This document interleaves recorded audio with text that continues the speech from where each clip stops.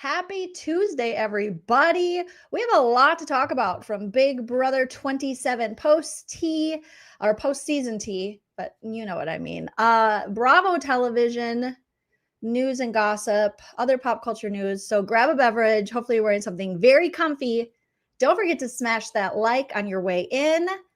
And let's get this Tuesday started. If you like what you see, come and get it with me. I know you deserve all you want, 'cause your heart's made of gold, but don't wait till you're old. If you want it, I get you some. Hello, everyone, and welcome back to my channel. Stand-up comedian and pop culture vulture Joleen Lunzer here for another episode of No Offense, All Offense, where we roast and recap pop culture news, our favorite reality shows, things we love to hate, things we hate to love. Remember, I'm very opinionated, but that doesn't mean you can't sound off in the live chat or the comment section and have your opinion, and we can just respectfully agree to disagree. That's my opinion! Now, remember, everything I say today is true, except for the parts that are false. Everything is alleged and for entertainment purposes only. Allegedly.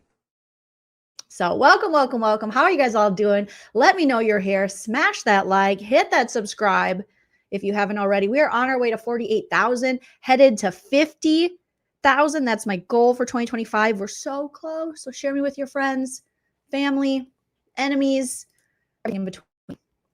Okay. And let me know if you can hear my soundboard as I play this.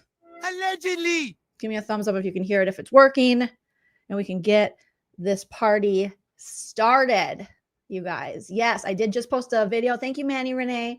So definitely go give that a like as well. Leave a comment if you don't mind. If you want to support the channel further, you can always join my membership here on YouTube. Here's a link to it, left by the beautiful, wonderful mod Evelyn. You guys, you can also gift memberships to your fellow lean teamer here. I also have a Patreon. Links are in the description, or you can send a super chat while we're live here on YouTube. It's a great way for me to see your comment, or there's always Venmo, PayPal, Cash App. Thank you to those of you who have hit me up on the Venmo, PayPal, Cash App. Okay, good. You can hear it. Thank you, guys. Thank you. All right. First things first, we got Bravo news stuff we need to talk about, pop culture things, and we got to talk about Big Brother 27. Okay. I don't know what it is, but the Sun keeps reporting on the Vorgan, the Vince and his girlfriend Kelsey situation, like they have insider sources.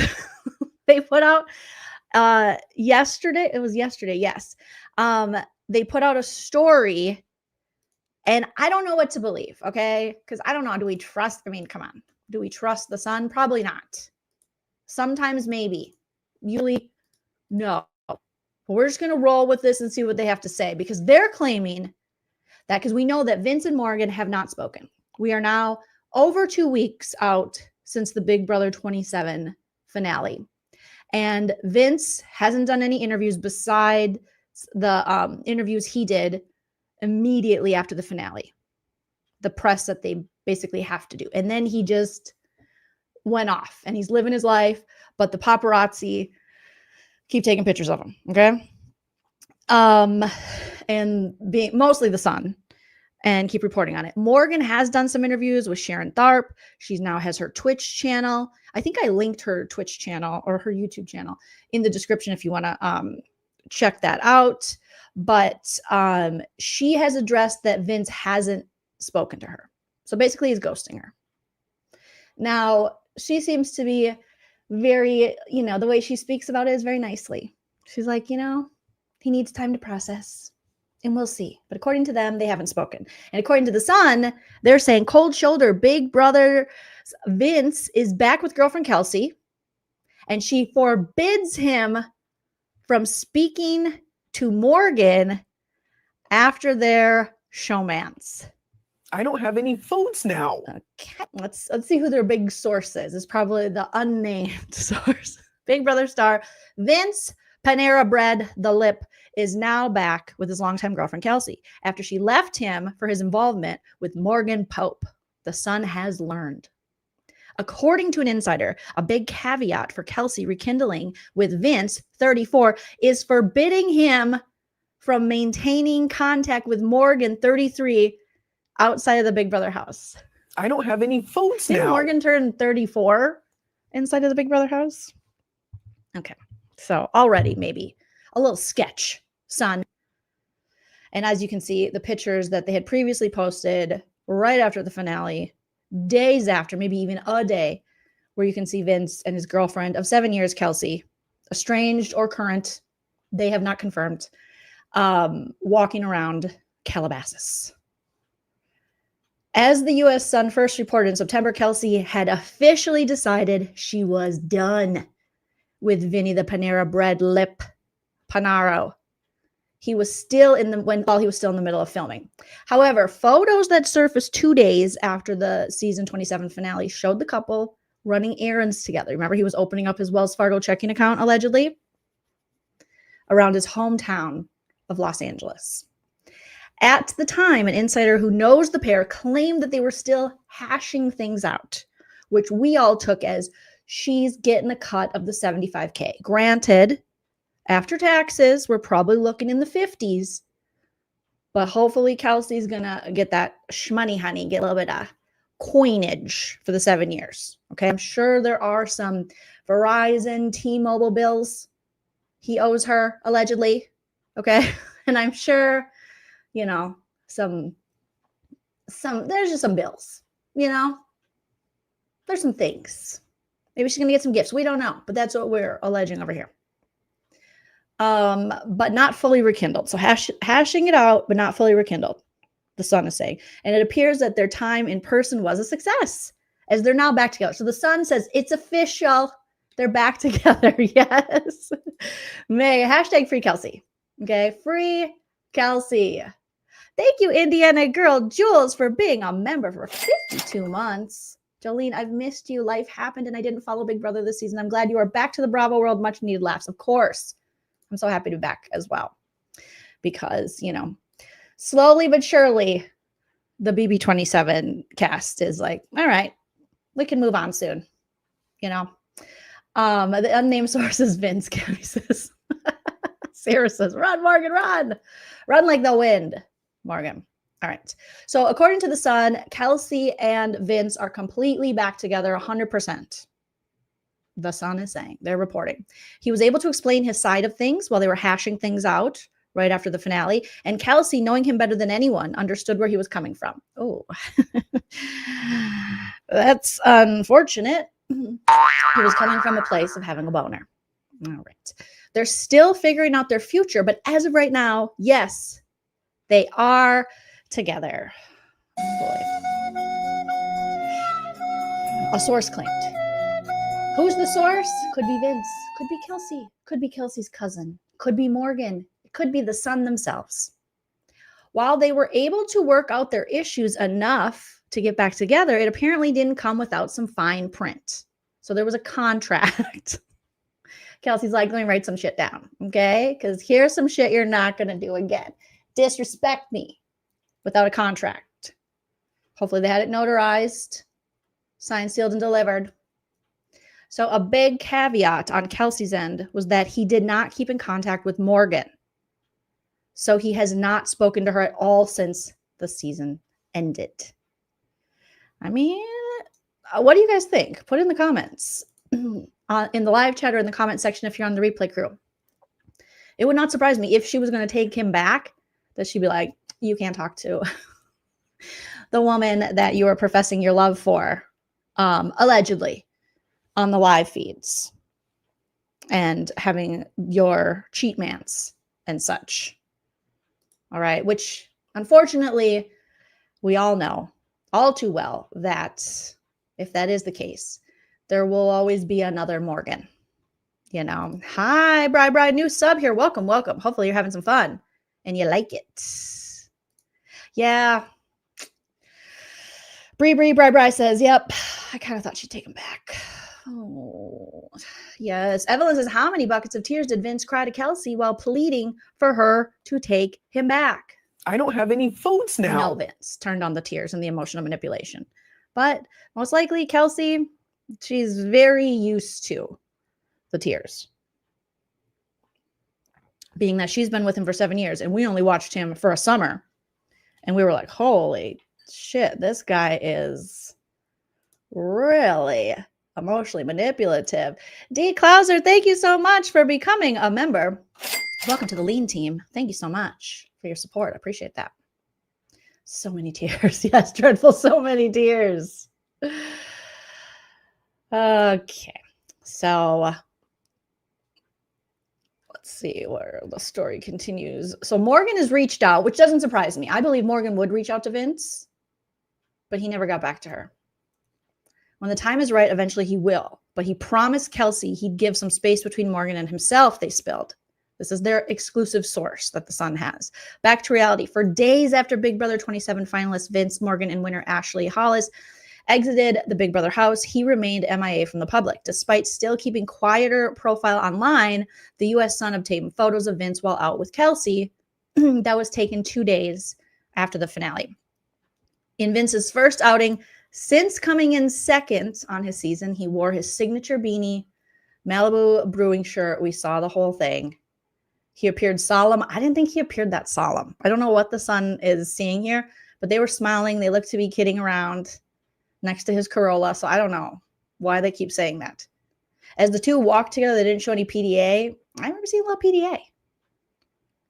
You know, a little bit of, excuse me. I think she might have maneuvered around him by grabbing his waist. I don't know. If I'm mad at you and you cheat on me, I'm not grabbing your waist with hands, okay? Maybe if I had Edward Scissorhands, but not my regular hands, allegedly. So they're just kind of breaking. They're just going to kind of tell us the same thing they already told us. Okay. The Sun is just, we already know all this. Their relationship became so strong, Morgan and Vinny, while in the house in the middle of the season, the Sun exclusively revealed that Kelsey was done with Vince and felt disrespected by his behavior. Could Kelsey be selling stories to the Sun? It's inappropriate. And I wouldn't even blame her if she did. Like, get the coin. Because how much I know TMZ, you can get money. I've never sold a story. I've never had anything good to sell. Like, where I was like, oh, hey, you know. But I wonder how much they pay. Anybody know? Anybody know? Anybody know? But maybe that was part of the deal too. You can't talk to Morgan and I'm selling stories to the press. I can't imagine they're paying like a ton of money for this, right? Danny says, honestly, smart. Stay quiet and make paparazzi money. Hey, if she's gonna be back with him, or maybe, you know, just forever or for a little bit, she's like, I'm gonna make a little bit of cash. A little cash money. The cat in the tinfoil hat says, these people are shameless selling their own stories to a rag like the Sun. I mean, I can see Vince being okay with it too. Or him, you know, being the one that's selling the stories. He doesn't want to have to get a regular schmegular job, you know? A good $10 for, hopefully it's more than $10, Danny T. Chris thinks about $5,000. $5,000 would be pretty decent for each story. If that's the case, that explains why there's so many damn stories. Okay, online Tesla says between 300 and 2. Well, that's not enough. If that's the case, girl, that's not good.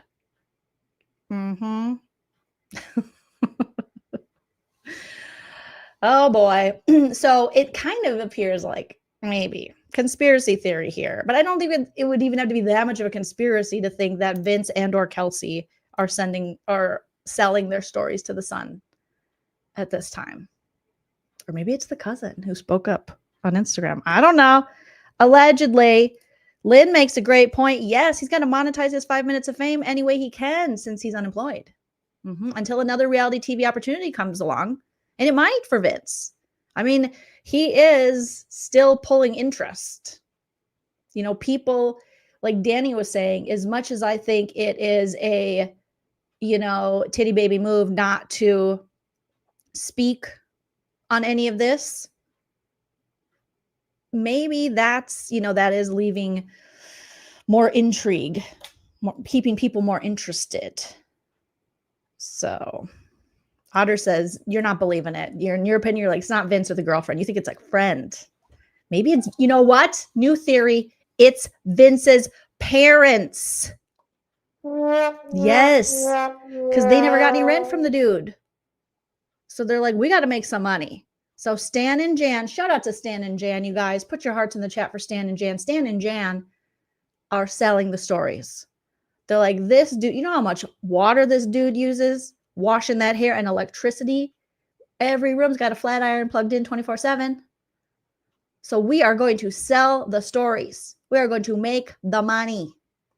Stan and Jan get a pass. They are innocent of all, of everything. Lady Jane, thank you so much for the first super chat of the live. Lady Jane says, V and K had this plan. Vinny and Kelsey. Do what you have to do to win. Yeah, I mean, even though Kelsey came out on social media during the season and said, no, she did not agree to him doing any kind of flirtmance strategy. But,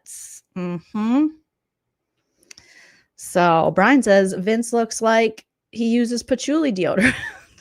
And his nether area stank something otherworldly. Well, I think Morgan was telling him that he kind of stank. Wasn't that a thing in the house? And that she was shocked that he didn't use a loofah or a washcloth. And he was just raw dogging it with his hand when he was bathing. Allegedly, obviously. So, Dreadful says, I can't think of a show that would cast Vince. Maybe House of Villains. Way better BB options to get through with traders. And he's hardly challenge material. You never know. You never know. No washcloth, no loofah, raw dogging it. That's what they said on the feeds, you guys. So that's what the Sun is reporting with their inside source, which I think we solved the case.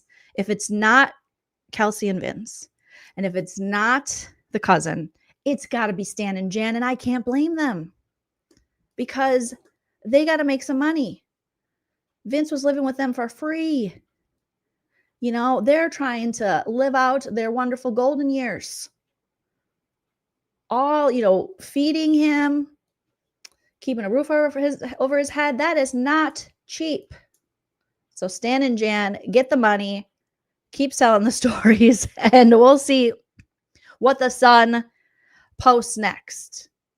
Because, you know, there's another post coming our way. Okay, speaking of which, speaking of BB27 and postseason. Okay.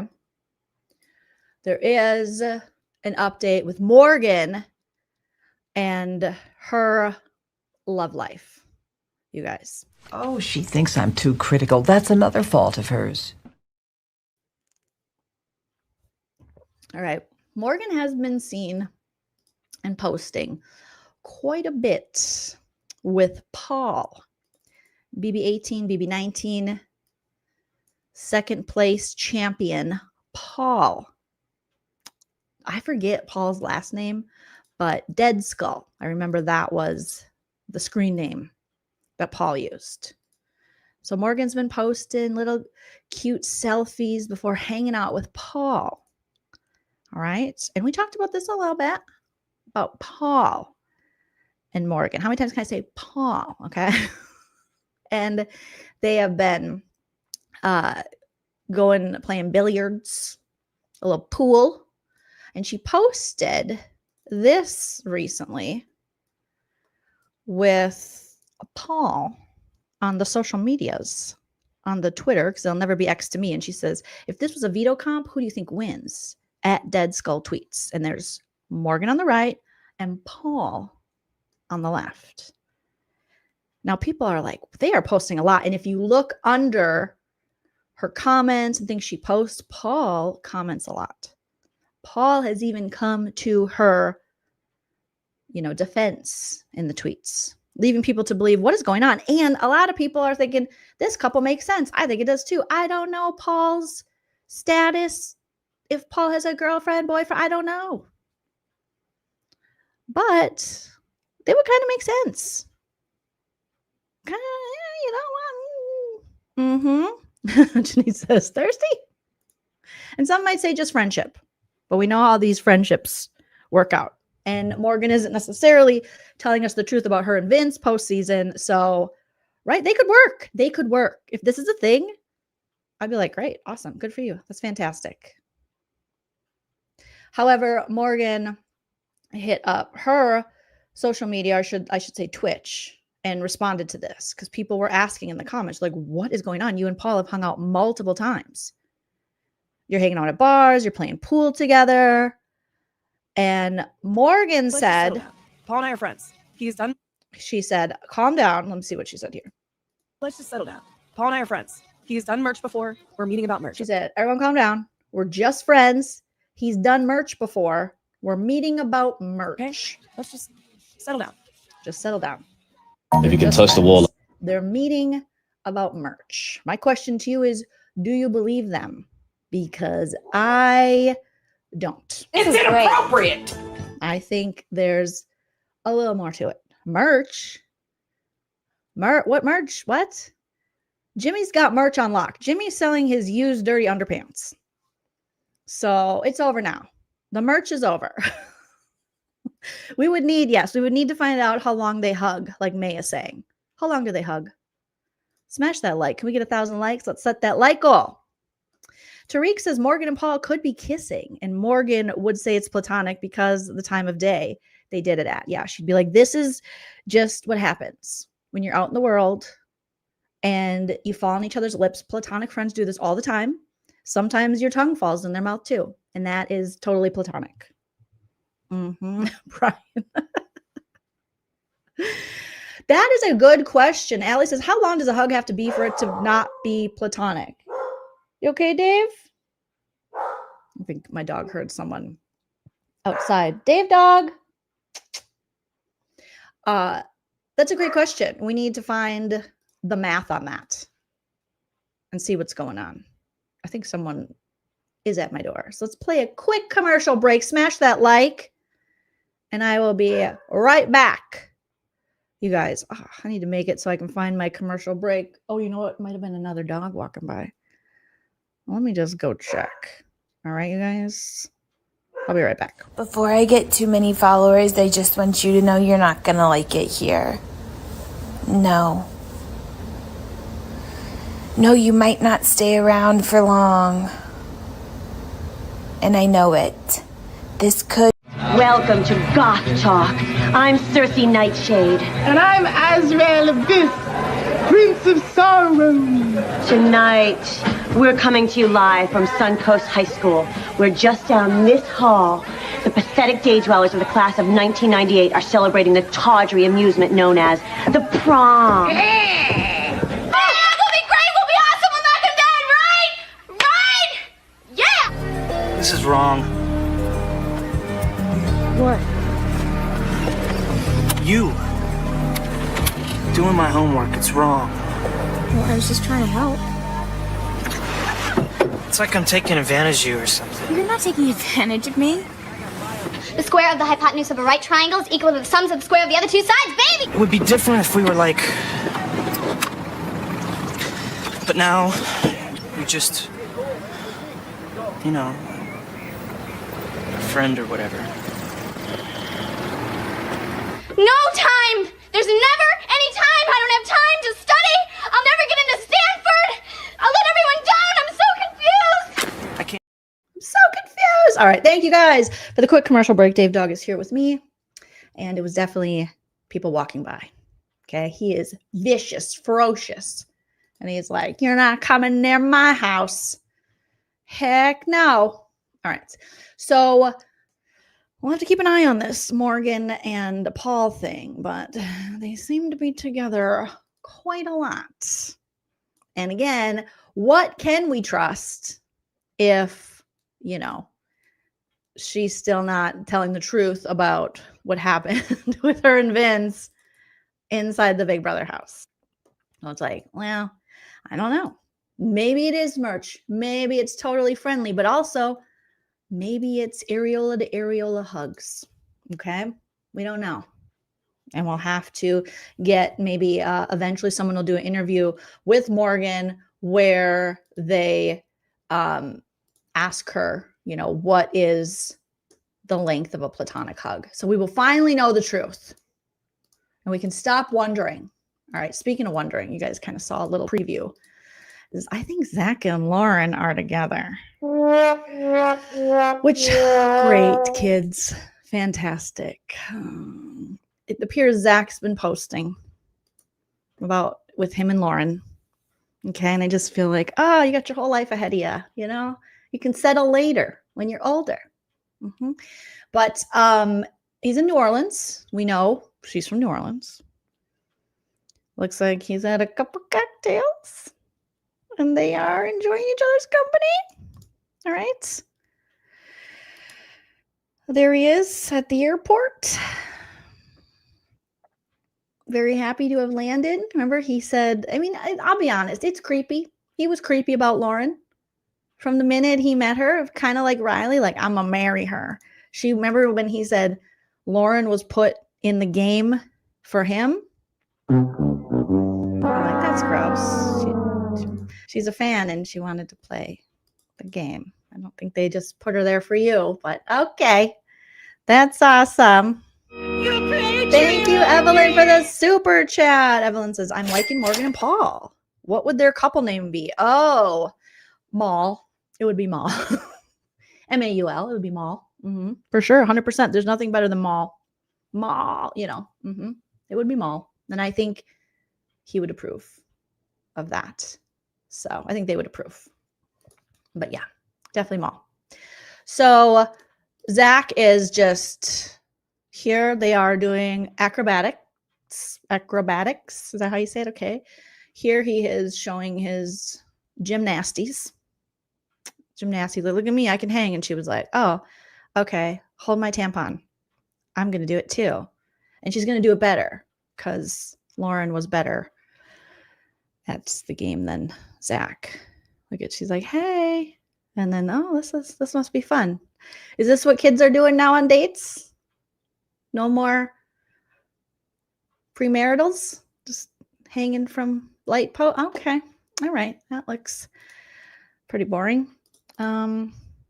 And here he is chasing her. It's always romantic. She's screaming, help. I don't want him here anymore. He said he was coming here for work. Turns out I'm the work. So chasing her around like a episode of Severance. And yeah. Now, as you can see, Catherine in the comments is like finally allowed to wear white shirts because when you're on Big Brother, you can't wear white. Doesn't read well on the camera. Lauren posts on Zach's post saying solid post. Amy says, my heart is so happy right now. Oh my God, you both are such good looking people. Okay, so who's excited about this? Thank you, David Cushmore, for the super chat. What do you think, James Franklin? What do you think? James Franklin gets fired from Penn State? I'm going to just go and say, yeah. Yep. I don't really know James Franklin and I don't follow the college stuff, but yeah, his name is James and Franklin. Together, he's going to get fired. That's just what I'm picking up. Thank you, David Cushmore. Skull Bikes. All right. So better Zach than Riley with Lauren. I mean, if we're looking at the plus side, yes. Thank you. The Widow says, hi, I've been watching for a year now. First time in the chat. Love the channel. Thank you so much for showing up. And thank you so much for your comment and supporting the channel and being here live. Sound off. Welcome, welcome.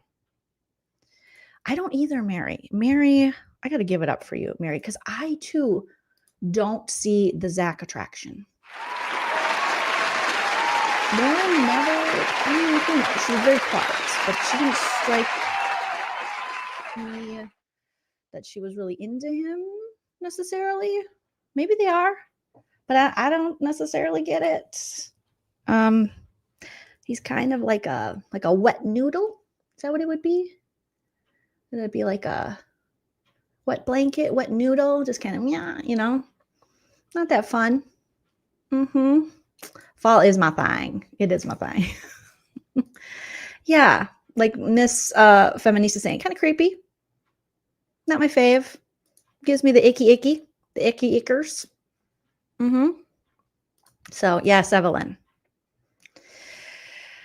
Situation is paced.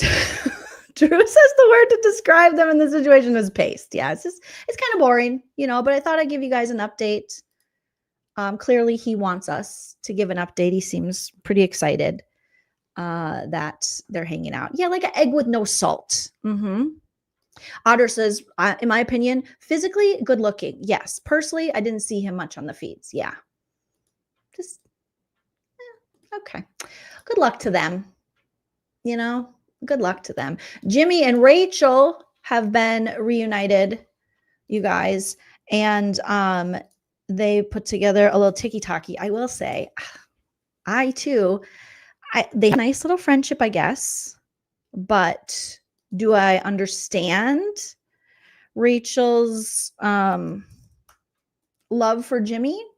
Not necessarily, because I would be careful with Jimmy. I'm just giving you my opinions here, you guys. It doesn't mean that it's the truth, but everything I say is true except for the parts that are false.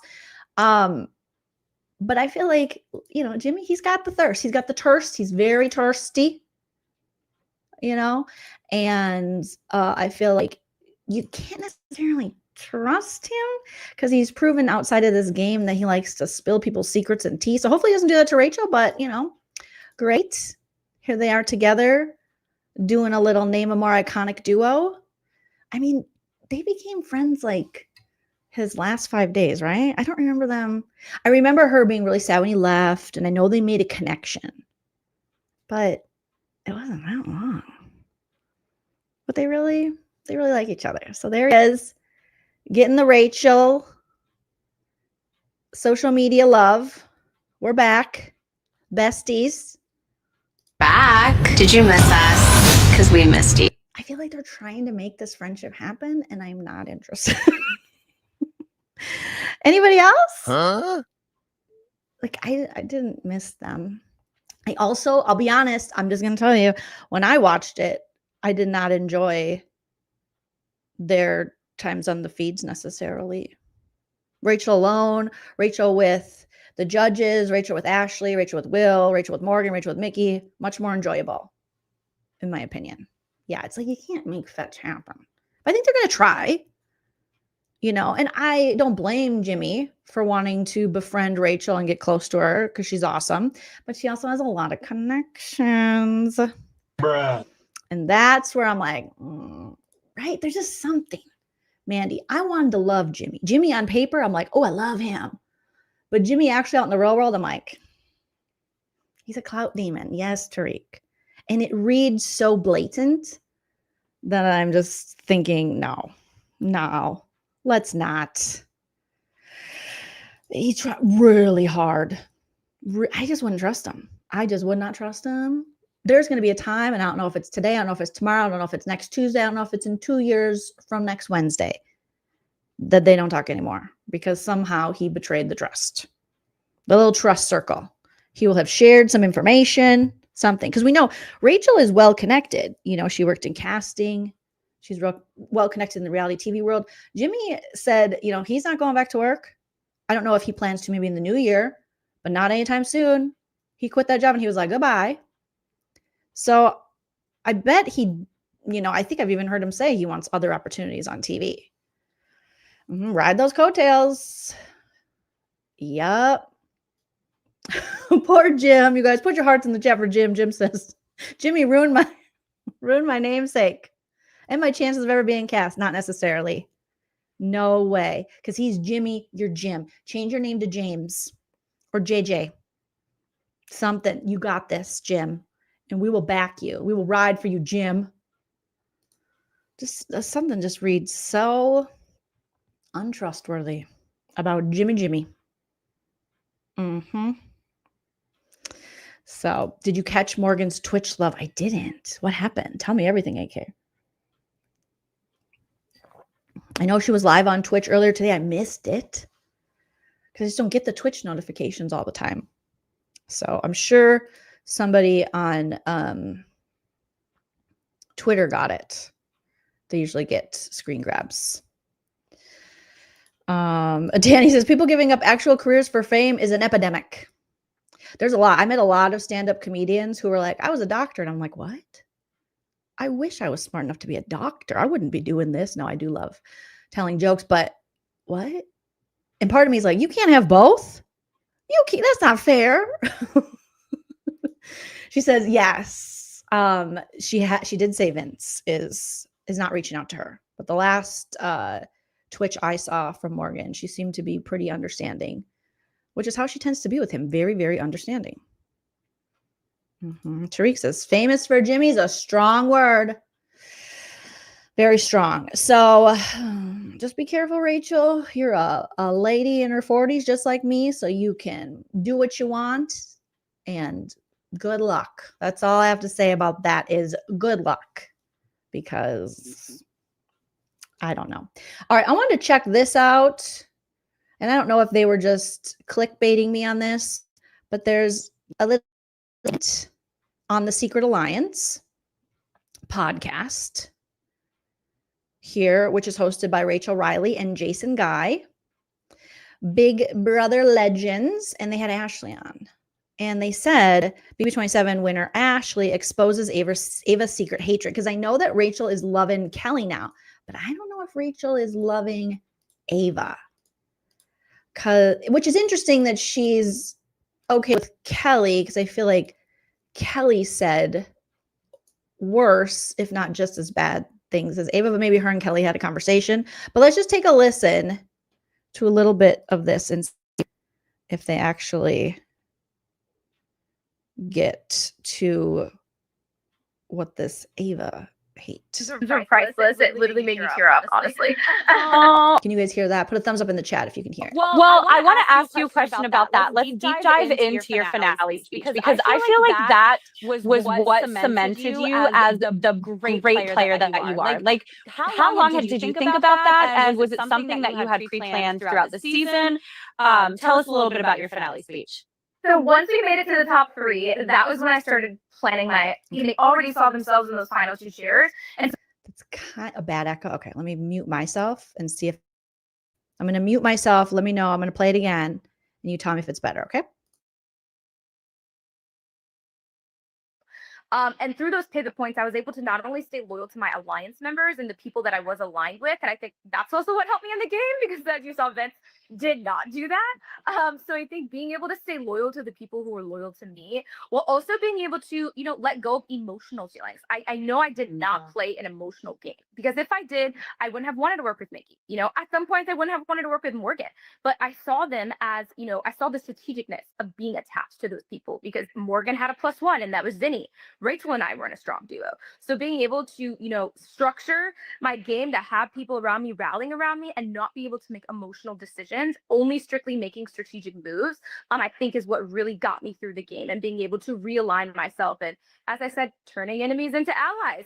Vinny was someone I wanted out very early on. I did not want to work with Vinny. I'm sorry. I'm glad that works when I mute myself. Watching Rachel smile at Ashley's answer like a proud stage mom. I'm going to mute it. We just have to watch Rachel come in like, that was too funny. Look at her. Rachel loves this girl. Oh my gosh, it's so sweet. It's like, good girl, good baby. Okay, I'm gonna fast forward just a little bit and see when the Ava stuff comes up. Oh my gosh, that was hilarious, Rachel. That Scheana was on the block the week he got evicted. Scheana, if he won the veto, already had said he would have pulled me down. So I think that just attests to the pivot points and being able to maneuver throughout the game.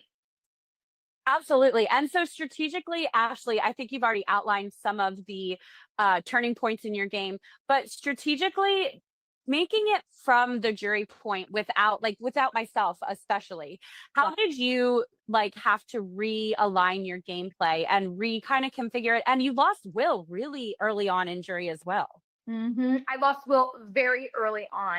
And I think being on the block with him right after you leaving was definitely super, super tough. But I think people in the live feed saw how I started figuring out, the little holes. And, because everyone wanted to keep Will at the beginning of the week. I was for sure going home. Nobody wanted to keep me. Everybody wanted to keep Will. And I had to figure out, how do I turn this around? I cannot be going right after my girl Rachel. This is not right.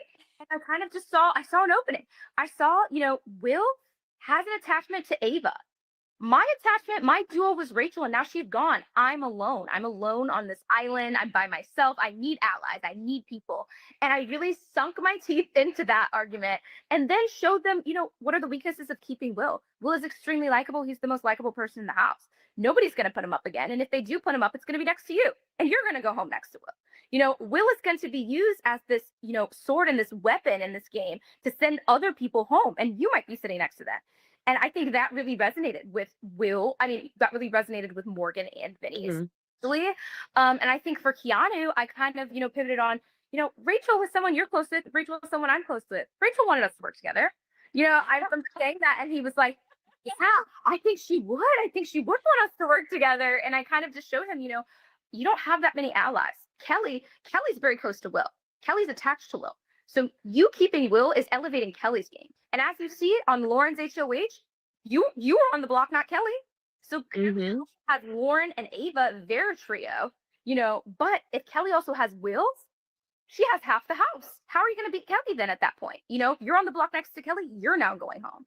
And so I was able to show each person, the value of keeping me. And I could, once I got there, then I had aligned over half the house. I had Morgan, I had Vinny, I had Ava.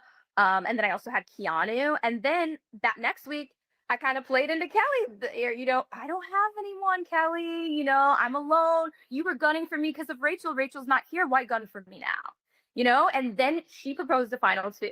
So then I also had Kelly. And yeah, so that was kind of how I maneuvered. I kind of just looked for the holes in people's relationships and kind of really played on it. I also took a lot of information that I got from people around the house and told that information to certain people to make them get closer to me. Keanu was an example of that. I told him things that I heard that Kelly had said about him from Morgan and Vince. And then they had a huge spat. And it was great because it pulled him closer to me and farther away from Kelly. What are you hearing now that you're out of the house, Ashley? I mean, Rachel, you can weigh in on this too. Yes. Ava's comments, I mean, I heard a few of them in the house, but I didn't hear to the level. Not only with Rachel, but also me, like finding out that there was a completely one-sided beef between her and I. The first few weeks of the game was news to me. I'm like, that was completely one-sided because I never fully trusted her, but I definitely didn't have a problem with her. So hearing all the conversations that she had about me those first few weeks was pretty shocking because she was the one trying to work with me. And then also towards the end of the game, obviously hearing all the nasty things she said about Rachel really surprised me because her and Rachel were aligned. So that really confused me. I think Ava, she was definitely an emotional player, not strategic at all. She would go off of straight vibes.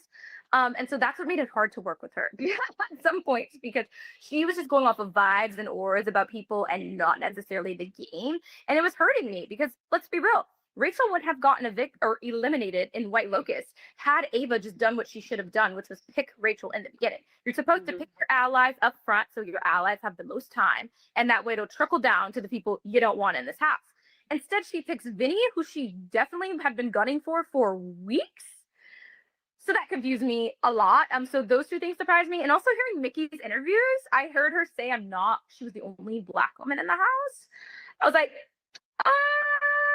I'm very confused, and hearing her explain her reasoning for that she was the only real Black woman in the house, that she came from divorced parents and, I come from parents who are together. That I didn't really like. So those are the few things the most that have surprised me. I guess people's commentary has surprised me. Yeah. What about you, Rachel? Well, I mean, this interview is about you, Ashley. I feel like Ava is definitely something we need to unpack, Rachel.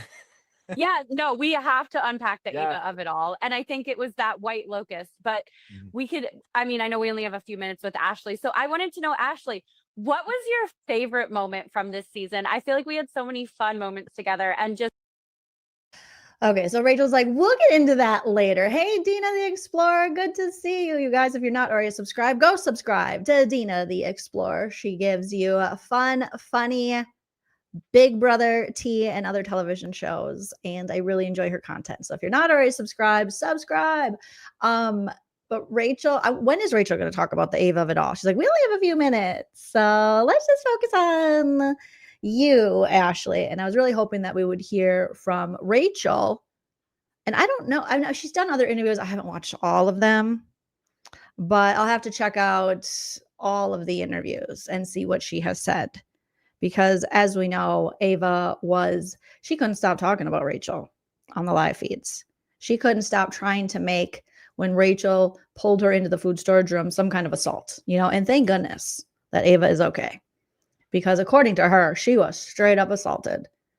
Like Rachel grabbed her like a rag doll and pulled her into the food storage and was like, hey, her poor little wrist. She was like, maybe that bitch shouldn't have grabbed me like that. Like then Ava started talking big, remember? And she was like, you don't want to mess with me. And we're like, well, what? But then we did see the way she treated that steak when she was going to town on it. So maybe she was just going to like bite Rachel like she did when she was eating steak on, was it Morgan's birthday? I feel like, yeah, maybe I've just been watching The Last of Us too much. But I feel like she's a biter, Ava might be a biter, allegedly. So interesting to hear Ashley talk about one-sided beef with Ava, because all Ava's beef was one-sided because she pretended to like you to your face and then talked mad shit behind your back. Yes, Dina. Ava popped out wearing a lace little cat suit. We watched the video of it during my last live and smoking a cig, and she was like, I don't care. So and she hasn't done any interviews that I know about. So we'll see. But I would like Rachel to address that. I am interested to hear what she thinks of all the comments that some of these weirdos had to say about her and bringing her kids up. And I mean, that was weird.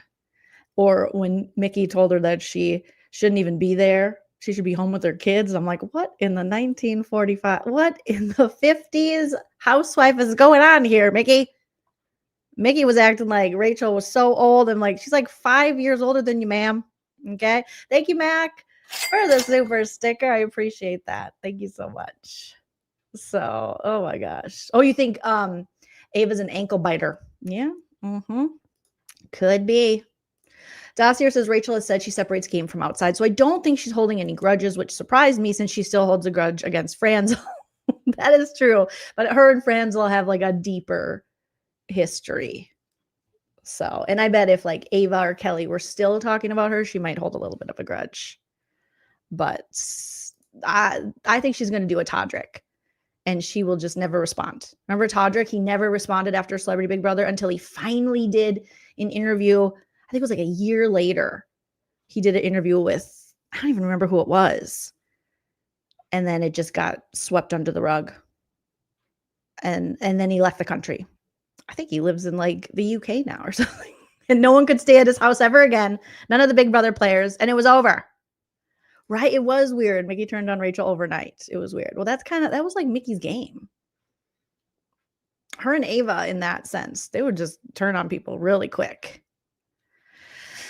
So, oh my gosh. Dossier says, yes, I hope Ava, Riley, and Mince disappear. You're not having it. Dossier's like, get gone. I'm over it.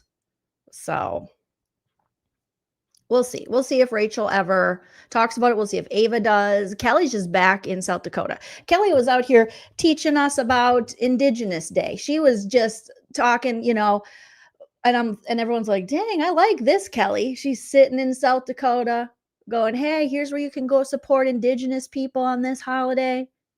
She's out there with her little boyfriend taking hikes.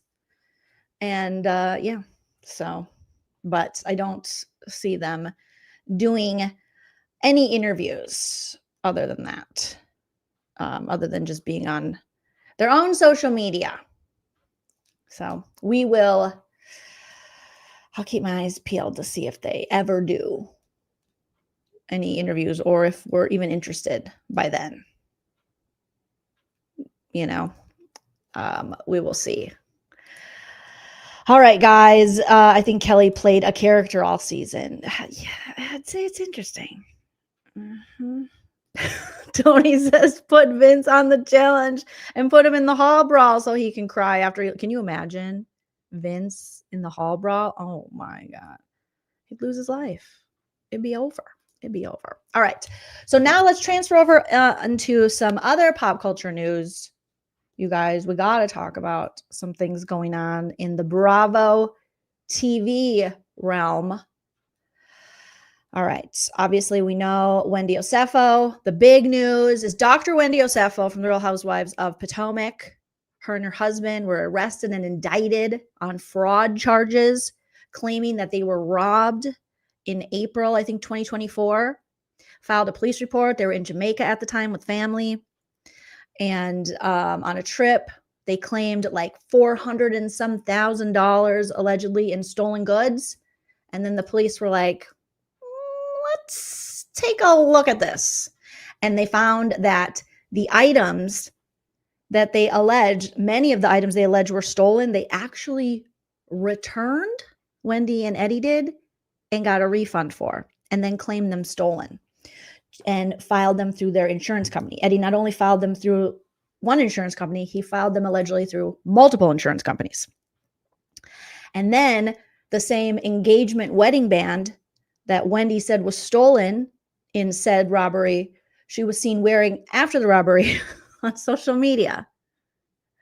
And then, so after they had all this, the police were like, well, let's check the emails. And Eddie and Wendy were like the damn wet bandits, like I said before from Home Alone, just sloppy. All right, Teresa Giudice level criminals. Just, you would think they would be smarter, but they weren't. And they had email exchanges between Eddie and Wendy. And Eddie was hitting her up like, hey, hun, do you have any more high price items that we can add to the list for the insurance? Because our cap is like 400 and some thousand. Do you have any like Chanel bags or anything? And she was like, sure, let me get that right back to you. So they were arrested. They spent a night in jail, both of them, and then they bonded out. But Wendy also, today, the big news regarding that is that she resigned from her teaching position, which was like, oh boy, this is, then I wonder, what'll happen to her position on the Real Housewives as it is. So Us Weekly is reporting, this is Bywig Hello Drama on Instagram, shout out to them, says that Wesleyan University confirmed that Real Housewives of Potomac star Wendy Osefo has left her position as a professor. Wendy Osefo is no longer an employee. The college shared in a statement to Us Weekly on Tuesday, October 14th, so today, confirming that she resigned from her position. Her removal from the university came days after Wendy, 41, and her husband, Eddie Osefo, were arrested and booked on fraud charges in Westminster, Maryland. On Thursday, October 9th, court documents obtained by Us revealed that a grand jury indicted Wendy on charges of insurance fraud, conspiracy insurance fraud, and making a false statement to police officers. Oh boy. So now we'll see if any repercussions come from Bravo Television. I don't know if Bravo maybe is, they've had so many housewives been involved in like fraud. They've had so many housewives go to jail for like tax evasion, fraud type things. So, and they still have their jobs. Some of them do. I mean, Jen Shaw is still in prison, but Teresa, she got her job back. All right. Erica Jane was accused of being in on the fraud with her husband, Tom Girardi, and was involved in multiple lawsuits, but she kept her job. So something tells me they might not fire Wendy. But Andy had a little bit to say about this. He was weighing in on the drama surrounding Eddie and Wendy. And let's take a listen to what Andy had to say. Seems like a lot of people are surprised. And that's kind of the feeling that I got too. When I first heard this, I was like, not Wendy and Eddie. Not Happy Eddie. What are you talking about? No way. I just wouldn't think Wendy, the PhD professor, would be involved in this. Like how? But apparently, allegedly, they have some, they have quite a bit of debt, possibly. We know she had some student loan debt. Who knows? But here's what Andy had to say. Give me a thumbs up as soon as you guys can hear the audio on this. Oh, hold on. I have to. Stupid Instagram always mutes their shit. I found out about the charges against Wendy and Eddie Osefo on Friday morning, and there's not much that I can say. I know nothing of the charges more than you guys do, than what I've read. I'm sad about this. I'm really sad about this. And, Wendy is just, I'm a Wendy fan. And she has been a great housewife and a great role model she's always led with education and her solid family values. And so that's what, I'm really thinking about her and her family. And I'm certainly hoping that this is all some big, nothing. I want to say that, like all of you, I found out. So, like Dina's saying here, yeah, Karen still has her job. And Karen went to, served 6 months after her 4th DUI. And it resulted in a crash where she barfed in her purse and claimed she wasn't driving and she wasn't drunk, when there was an over 30 to 40 minute body cam video that we covered of Karen completely belligerent.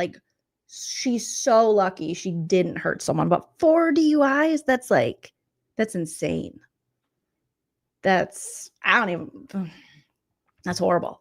And it is interesting that, like you guys are saying, and we talked about previously, Wendy's episode of Wife Swap for Now was supposed to premiere, I think, on Thursday, and it was pulled. So this Real Housewives Wife Swap show that they're doing with Angie K, Melissa Gorga, Wendy Osefo, and Emily Simpson from Real Housewives of Orange County, Wendy's was supposed to be the premiere episode. And they pulled it, and instead the show will premiere with, I don't know, whoever the next housewife in line, their episode. So pulling Wendy's, I don't know if that was a decision they made just because it happened, because it's not like if she was they were airing episodes of Potomac, they couldn't pull the whole season. But since she was just one episode, maybe just to be safe, they pulled it. But interesting, because a lot of other housewives have, been accused or convicted, and they weren't pulled right away. But again, this is kind of a special circumstance, I guess, because it's not an entire season of the Housewives. It's just a one-off where I think she would only be in one episode. So it's easier to pull something like that to save their butt. Yeah, look at Shannon. Shannon, she was crashing into houses, drunk driving, and they were like, "You're good. You can come back this season." And Shannon had quite the redemption arc, because Alexis Bellino and Shannon's ex were so awful that everyone started feeling bad for old drives drunk with Archie and crashes into houses Shannon Bedore. I even found myself going, kind of felt bad for the lady, and just because of how bad Alexis and John Jansen were to her and on the show. Mm-hmm. How drunk do you have to be to hit a house? I would argue pretty drunk. Jim, I would argue too drunk. These ladies are too old and too rich to be driving drunk. Call an Uber. Call a professional. You can afford the special Lux version. There is no reason for you to be driving and fighting with your boyfriends like you're in high school, Shannon Bedore. That was crazy. That's a great point, Dina. Wendy probably had incriminating evidence in the show, or in the house on the show.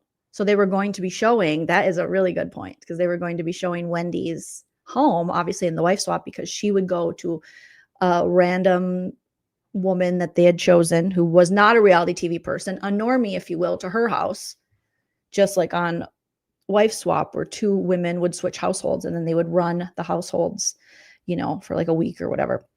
So someone would be in her house. So maybe Wendy had her attorneys reach out to Bravo. Maybe Bravo also didn't want any kind of involvement, because imagine the evidence. They're like, "Oh, you said that couch was stolen. You said that all that jewelry was stolen. It's all right there. That's weird. We just saw it in the episode. So who knows? Yeah, that's smart thinking. So I don't know. But everyone still just seems to be in a place of shock. Wendy has resigned. Obviously, these are a lot of charges on Wendy and Eddie. And I imagine since they haven't filmed the reunion yet for Potomac because the season just started, Wendy will be asked about this. Now, will Wendy be able to answer these questions? Will she say, my lawyer isn't, advised me that I cannot speak on it at this time until we go to trial? Will Wendy show up at the reunion? If she doesn't, does that mean she's no longer a part of the cast? We'll see. We will learn all of this stuff. But that's the latest on the Dr. Wendy Osefo fraud charges, as now she has stepped down as a professor. Andy Cohen is shocked. He believed her to be, a great role model. I liked Wendy. I liked Eddie. He was one of my favorite husbands. All right. So we'll see this all play out. We'll see what happens. And yeah, unfortunately, that's a lot of charges. That's a lot of charges, you guys. Okay. Next. Let's see here. Okay, let's talk about something cuckoo bananas. All right, are you ready for some cuckoo banana stuff? Oh my goodness. Remember Joe? Vanderpump Rules, one season wonder. Tom Schwartz dated her. Best friends to Kristen Doty. And she got with Schwartz.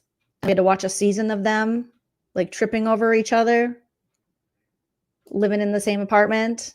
And then he just, Schwartzed her at the end. And she was like blaming Katie, his ex-wife. Like, everyone's mean to me. It's like, girl, you were in the friend group and now you're dating Schwartz. You're sending Katie Maloney like, so sorry that you and your husband are going through a divorce while you're trying to bang him. It's weird. Well, not apparently, she's back. She never left. She's posting today, like as of this afternoon, like right before I went live. She's posting in her stories about Schwartz. She also made a post on her main on Instagram about how she's now going to spill. Girl, it is 18 years later. She's like, I think it's time I tell the truth about Tom Schwartz. We know he's a fuckboy. He's a liar. He's ridiculous. He's as bad as his friend Sandoval. You wouldn't be sharing anything with us that we didn't already know, but here she is. So I guess this is stemming from, because I'm thinking, why did she, I know she randomly will post about Tom Schwartz and we're like, what? Oh yeah, you guys dated for like a millisecond. Do you remember she wanted more sympathy for her breakup with him than Katie should get for being married to him for many years and then dating him before that for many years? So apparently Schwartz and Lala are now, he was a guest on her podcast, I think twice. So there's like a double episode out and Lala's been posting a lot about Schwartz and pretending like, oh, we're soft launching our relationship. And nobody wants that. Nobody wants a Schwartz and Lala. Nobody wants to do, no, But here we are. All right. So apparently he mentioned something about her. Lala had asked about Joe and if he still keeps in contact. And he said no. And let me see if I can find it here. Because she rebranded her podcast to Untraditionally Lala. Okay. Whatever that means. And she has a bonus episode with Schwartz here. CBS tonight. I'm the one as head of maintenance. Power change in your and people quote it to me all the time. Okay, and on this one, I think they're talking about like the best of. I remember Lala being like, oh, like she's going to move on. She has so many big opportunities from Vanderpump after she helped sink the franchise during that last season, just being like an overall sellout, allegedly, in my opinion. But now they're like going through her and Schwartz, the best of Vanderpump. Okay, Lala, sure. And her and Schwartz are on the upcoming new season of The Valley. They're filming for that. Scheana's not. Apparently, everybody hates Scheana. That's like the new thing. Nobody wants, we'll get into that. But they're reporting that the cast of The Valley doesn't want Scheana around. It's like, shocker, someone who writes a book spilling secrets about herself and others. They're not going to trust you being around them. Shocker. Okay, I'm trying to, I didn't think it was that big of a deal, but let's just listen a little bit to this episode with Schwartz. Let's see if I can find it here first, though. I really think she just asked him. Let me look on the Vanderpump, this Instagram, because I think they had a here we go. Vanderpod recaps. Shout out to them on the Instagram. So the question was at the, okay, they even give a timestamp. Oh, Vanderpod recaps. Thank you. Shout out to you. So let's go to the 20-minute mark in this episode so I don't have to listen to a whole thing in 9 seconds. Let's see. What is this? She is great in an interview. She doesn't hold back. She's spicy, cheeky. But if there's something she's not comfortable addressing, she'll redirect it. I cannot. I think they check in. I know. She's busy as fuck in Vegas now. The shirtless brawl. Sandoval and Jax took their shirts off to fight Stassi's boyfriend, Frank. I don't think I was okay. Maybe it's a different. Hold on. I think it might be this episode, the longer one. Oh, Lordy. Smash that like if you haven't already, you guys. Thank you for your patience.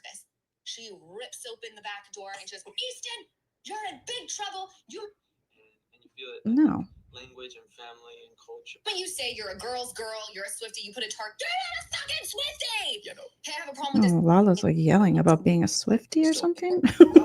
Would you say that there's ever been sexual fear than all adults? She's eloquent. And she conveys how she is feeling in the bench. She goes, and my mom's like, it wasn't Mama Ocean. Just Easton hurt my feelings. She goes, I'm going to take care of Okay, she's telling stories about her daughter. So I don't know what. That is not a correct timestamp. You're in big trouble. And I'm watching her out there. She closed the doors. I don't know what she said, but she reprimanded. Okay, let me just read it. So, in an episode, podcast yesterday. So that would be freaking yesterday's episode. Let's look one more time. But I think that is an incorrect timestamp. So this would be the bonus episode on Untraditionally Lala, if you're looking for this podcast. And it's the bonus Surviving Sir, as in Sir, like where they worked. Tom Schwartz. And they said it was the 20-minute and 9 seconds. Maybe I missed it. The moment you look at them, my mom's feelings to the point where my mom was sobbing. And Ocean came out and she hits me. And I was like, "Mom, to take care of this." And she goes, "No, you have to take care of this." It's not the right timestamp. Open the back door and she goes, "Easton, you're in big trouble. And I'm watching. This is where she's just talking about her child. She stands on top of an outdoor table and is pointing to the Jeep. Was there any point in time before venturing into whatever capacity you're involved in the Valley? Was there ever a moment that you were like, I don't know that I want to do reality television again? Yeah. And what I've been working on with my sponsor, sorry to bore you. That's okay. But I'm listening. She wants to talk about what she's working on with her sponsor. Keep working, girl. Okay. Apparently, the question was Schwartz. Lala asked him about Joe. He says, I haven't talked to her. Something about them being far apart. And Schwartz says, yeah, far apart, but there's no bad blood. I wish nothing but the best for her, but I kept her blocked for some private reasons and stuff. But no, honestly, if she hears this, I'm always rooting for her. I hope she's doing well. And this is from the episode yesterday on Lala's podcast with Schwartz, allegedly. Because she had asked Schwartz if him and Joe still talk. And he said no. He wishes her the best, but he had to block her due to personal reasons. Which led Joe to post in her stories and a main post. And let's just take a look here at what she has to say. It's like, oh, cuckoo. All these people, all these years later.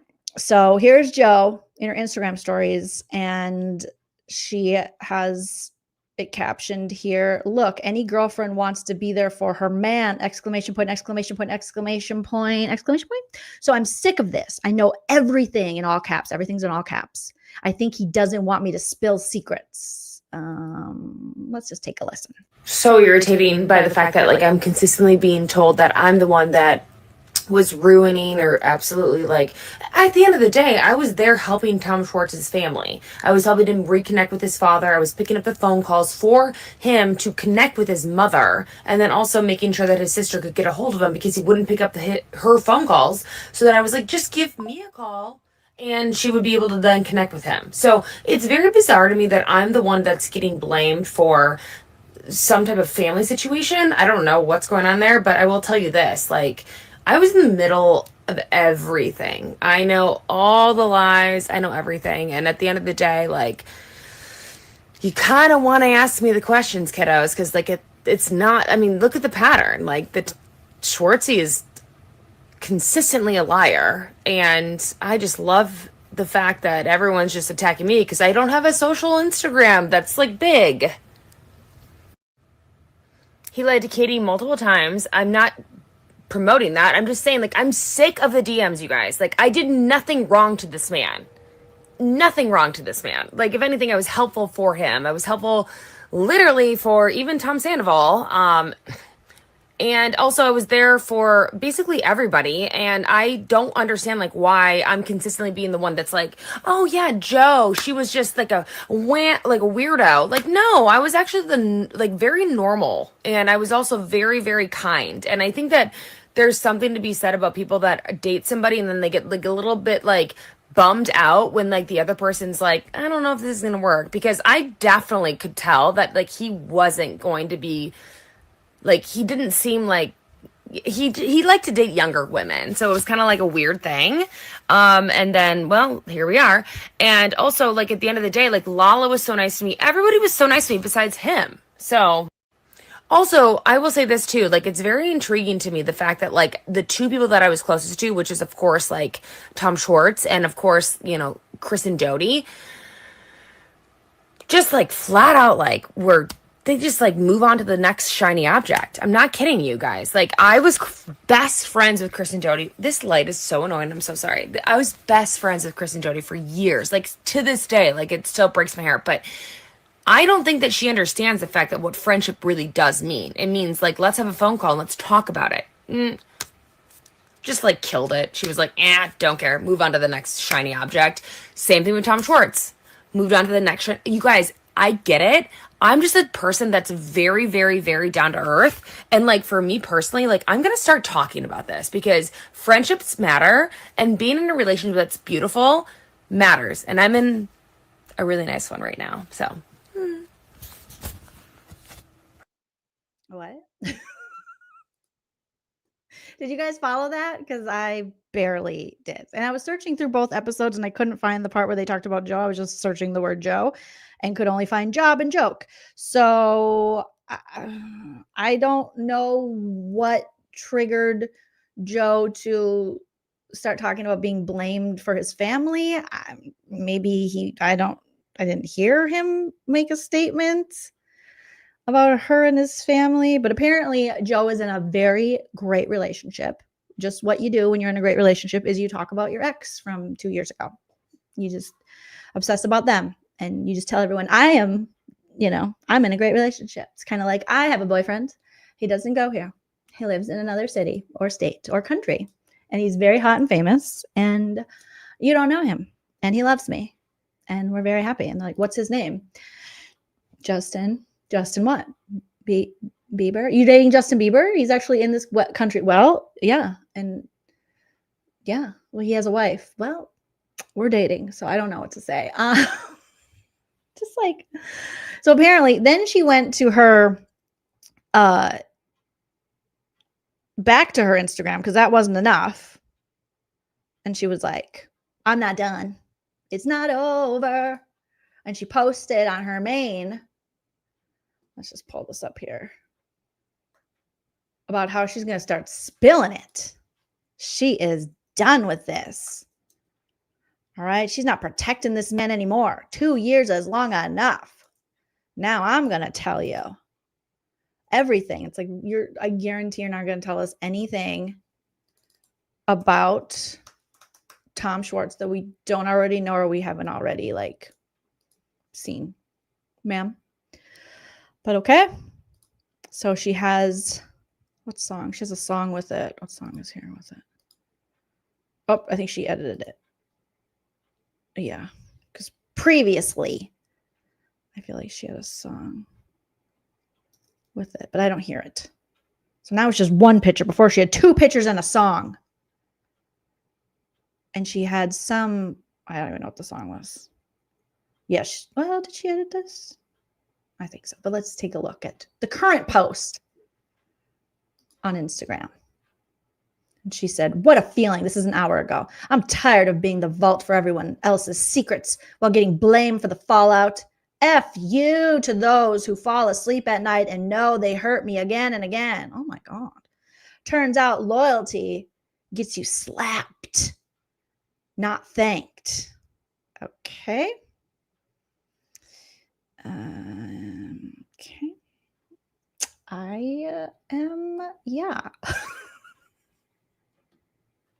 She's like, who is hitting Joe up in the DMs in October 2025 talking about Tom Schwartz? Again, if you are, which I don't believe you are, stop. What? Why? Huh? And then people in the comments, you were too good for Vanderpump, to be honest. As in, you're actually too good of a person to be on that show. You deserve better than that drama.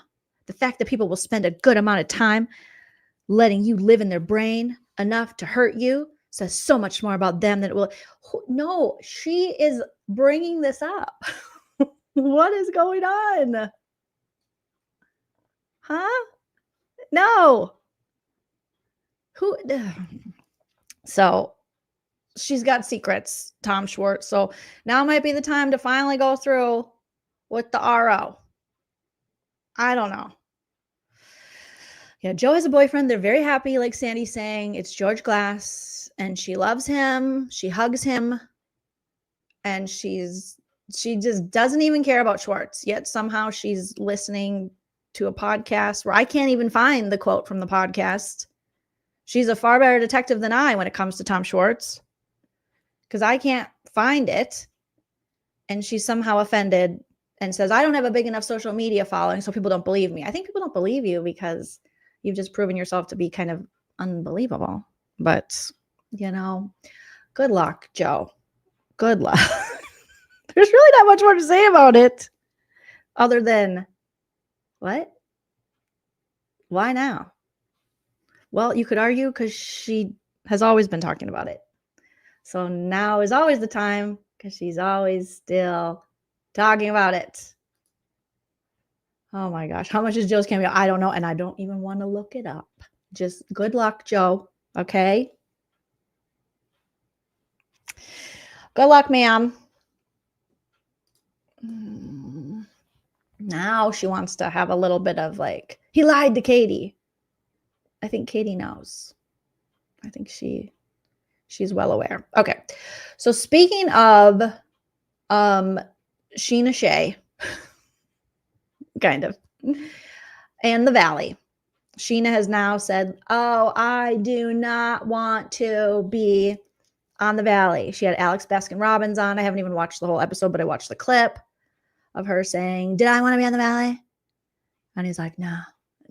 But we can't trust Alex Baskin-Robbins, and obviously you can't trust Scheana either. Well, now they're saying that everyone on the Valley doesn't want anything to do with Scheana Shay. Tamra Judge said, oh, Scheana wants to be on Real Housewives of Orange County. And that she actually said she wanted to. And then Scheana says, I did not. Alex Baskin-Robbins, was that my goal? And he's like, I don't think so. I don't know. Alex Baskin-Robbins doesn't know how to take up for women. He only knows how to take up for problematic men on Vanderpump Rules. So he was like, I don't know what do you want me to say? What do you want me to say? Now Scheana is getting in. Okay, so here's, let's see. So Scheana Shay, allegedly, according to Reality T, you guys, Scheana Shay went overboard in spilling the tea in her book, her memoir, her New York Times bestselling memoir that I'm sure Lala isn't jealous of at all. For spilling the tea in her memoir, My Good Side. And while promoting her book, she reportedly also angered the Valley cast. So they were like, oh no, we don't want you around because you're going to tell all our secrets. Because you literally, you just did a New York Times bestseller with this. Okay, so let's check out the website. Shout out to realityt.com, who are, this is like, oh my goodness. So there's Scheana. The Valley cast sick of Scheana Shay's abuse, claims report. Abuse? Oh my God. It's inappropriate. What? We're clicking on that. What do you mean abuse? Is this like how Rachel abused Ava's wrist? Okay, the Valley cast is sick of Scheana Shay's abuse, claims report. Vanderpump Rules alum Scheana Shay went overboard spilling tea in her memoir, My Good Side. She discussed her steamy A-list hookups, she did, and revealed secrets about her fellow Pump Rules cast members. And while promoting her book, Scheana reportedly also angered the Valley cast. In fact, Scheana took some shots at Lisa Vanderpump in the memoir. Yeah, who cares? She low-key used my real-life pain to launch her TV empire. And what an empire she has, Scheana previously stated. Calling out Lisa was a bold move, and it probably didn't hurt book sales. However, Sheena's remarks reportedly cost her a spot on season 3 of The Valley, which Alex Baskin-Robbins and Scheana deny that is what cost her a spot. Apparently, we're supposed to believe that she didn't want to be on The Valley. No. According to Scheana, she turned down the role in season 3 of The Valley. In fact, Alex Baskin, like we said, Alex Baskin-Robbins, the executive producer of the show, confirmed that his team gave Scheana a compelling offer, an offer allegedly she could refuse. However, Scheana decided to step away from reality TV for the moment. Yes, you read that correctly. I mean, who believes that? However, there are rumors that Scheana not being part of The Valley wasn't her choice. An insider told OK Magazine, so maybe it's Vinny's parents, Stan and Jan, are the insider. None of the cast of The Valley wants on the show, and they're tired of her abuse and think it's funny when she announces she has been asked to be on the show and turned it down. She's dying to be on the show. The source alleged she proudly went out and promoted her book while simultaneously trying to take down as many people as possible. One of these casualties was Sheena's former bestie, Lala Kent. She attacks Lot, so that we know the insider's Lala Kent. Okay, I think we can. Nobody cares if she attacks Lala Kent, except for Lala Kent. All right. She attacks Lala for not promoting a book that's filled with horrible gossip. That's all of their books, to be fair. Maybe hers a little more. It only says, look at me while hurting others, the insider stated, adding that Scheana was trying to ride the coattails of Lala's name for attention. No. What? They're on the same level. What are you talking about? I don't want to stick up for Scheana here, but like, they're kind of the same. And Lala isn't more famous than Scheana, and Scheana is, if anything, Scheana probably is more famous. Put it in the chat or the comments. Sheena's more famous than Lala, right? They not like us. They not like us. They not like us. So I don't know if you can ride the coattails of someone that you're as famous as in the reality TV world or more famous as who you've been around longer. But okay. So clearly Lala's the inside source. Well, Lala may have the last laugh as she is filming the 3rd season of The Valley. Ooh. So they're all pissed at Scheana, but they all share each other's secrets. But I guess, I mean, I would argue that Scheana, nor Lala, nor Schwartz should be on The Valley. The Valley already was like becoming a sinking ship with them trying to save Jax like they tried to save Sandoval. So now adding Scheana and Schwartz, two of the people who also helped Alex Baskin-Robbins with that abysmal, horrible last season of Vanderpump Rules to try to paint Ariana as the villain and Tom Sandoval as someone that we could actually ever sympathize with, which is ridiculous because he's insufferable and was never sorry and is always the victim of his own crimes. Oh my gosh. Rebecca says Scheana for sure. We could ask Eddie Cibrian, Ben says. They won't go away, Janine, and they're just going to get more opportunities because now Lala's going to be in this upcoming season of The Valley. And Scheana, oh my gosh, she is whatever she's waiting for. And also, she's like crossing over. Sheena's becoming like the ultimate villain all of a sudden because now we even have Adriana from Miami accusing Scheana of sabotaging her potential romance with Captain Jason Chambers. What? And then I haven't watched Miami in quite a few seasons, but apparently Julia and Adriana were having an affair, which means Julia was cheating on Martina, her wife, with Adriana. But yet Julia's trying to come off as the victim. I've seen clips, you guys, of the reunion. And it doesn't surprise me because the seasons I did watch, Julia was clearly very attracted to Adriana and wanted to bone her. And now she's like, Adriana took advantage of me in my, in my state of, I don't even know what state she was in her vulnerable state. I'm like, what?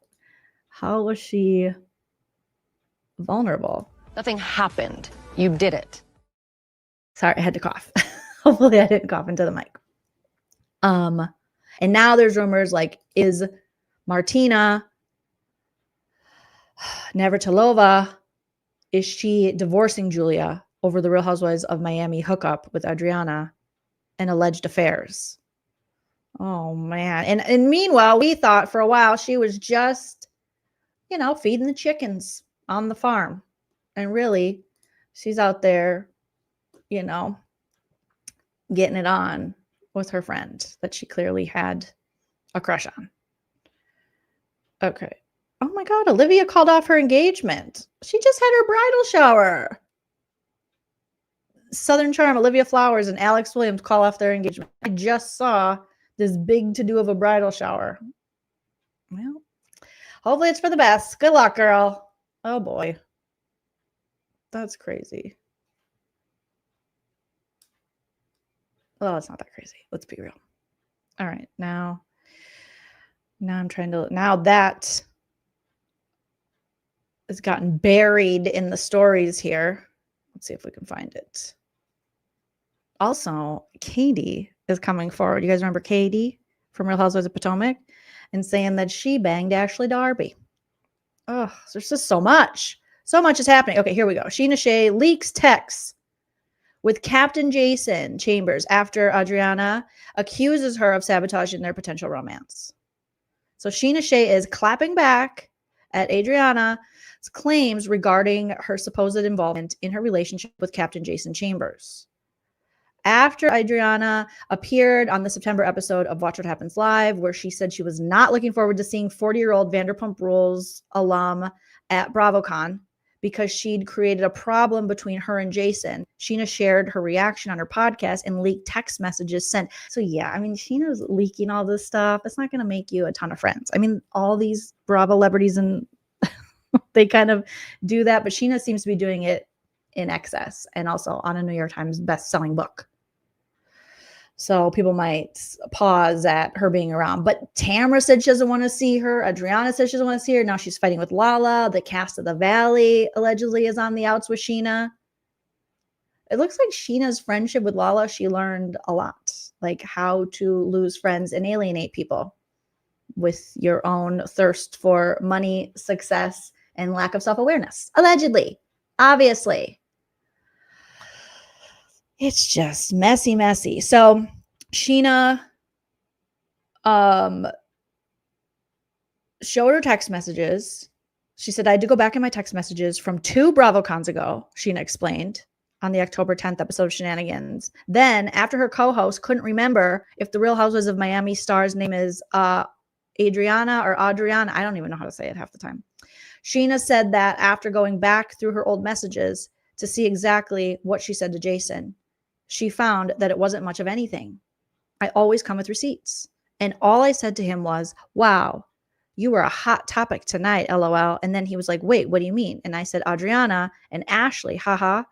Ashley Darby. That was it. That's all I said, she revealed. Scheana also shared a screenshot. So here's a screenshot of her and Captain Jason's texts.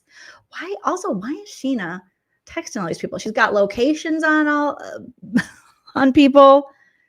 Scheana is involved in everyone's business. Like, how does she maintain her own relationship while being in everyone else? If I text this many people, she has so much drama with so many Bravo celebrities. But that is Scheana. She seems to have relationships somehow with everyone. And that's what even her own friends have said about her for years. Is like there's always a Scheana connection. And that's probably her learning the social climber a business of Hollywood and LA. But it's crazy. Creeper. Yeah, I remember something about that. Jason and Lala at BravoCon. There was talks of that a few years ago. Yeah, friends with everyone, right, Ben? Means friends with no one. So, yeah, I mean, I just can't. I can barely reply to the texts I get, let alone be texting a casual friend, a casual coworker. I mean, are her and Captain Jason that good of friends? So Scheana says for her to be claiming that I was the bus, like texting him this, I was the bus. And the other, no, I just said you were a hot topic. Haha. Oh boy. But Scheana seems to be making this like it's her villain arc. She seems to be happily kind of accepting being a villain in the Bravo world and having a lot of different Bravo celebrities talking about her and not in a favorable way. Which is interesting that she's just like, yeah, that's cool. This person hates me and that person hates me. And so she posted this episode of Shenanigans that's entitled Soft Launching Our Villain Era. And it's got Kiki in it, who's, the blogger that's involved in the drama from this season of RHOP. And also Ryan Bailey, our friend Ryan Bailey is in it. And how these two are able to entertain with this is crazy. But let's roast and recap a little bit of it, okay? I gotta hear a little bit of this episode because I've only seen clips. Well, let's just take a listen. Give me a thumbs up as soon as you hear the audio. We'll skip around a little bit. Number 1. Oh, and today yes. is Rapture number 2. So for some reason, the 3. Okay, and I cried. So follow to bring my comments to the top. Oh, I did. Okay, let me try to use my AirPods for this so I can really hear it and we don't get any back reverb, you guys. Hold on one second while oh my goodness. While I change my audio on this and hopefully it works. Come on, baby. Okay, let me turn it off here. Smash that like if you haven't already, you guys. Thank you so much. If you're not subscribed, get subscribed. I appreciate it so much. Wonder why I won't let my... You know what? Let's try 2 AirPods. All right. Now be in the list here on StreamYard. There you are. Okay. Let me know if you guys can hear this okay and if there's any kind of double playing. Has likely made you emotionally unhinged and unstable. You're likely in your villain era right now. Okay. Let me switch the mic too. You guys are beautiful pumpkin spice babies, and thank you for your patience as we work through this. All right, so I'm gonna turn off that. And Maybe just do this. Or come on, AirPods. Be my friend. AirPods. How does that work? No, it's still not working. Screw you. Fine. Technical difficulties. Let's go through the iMac speakers. And I'll just mute again. All right. Thank you, Dawn. Thank you. Okay.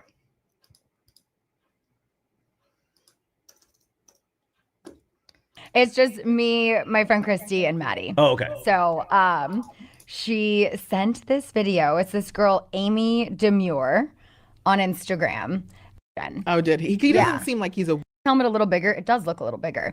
But I guess some players are starting to do that now to have it. Oh, Musso and Franks. Yes, Musso. He didn't even last for Ben Bomer. I was like, really? Okay, so you guys know. And I need a Summer Moon original. No, I'm talking. If she little Summer Moon signature, I have that goes so in my many. museum. That would wait, be. do you have a Summer Moon tattoo? Has she done that? Yeah, yes. this one.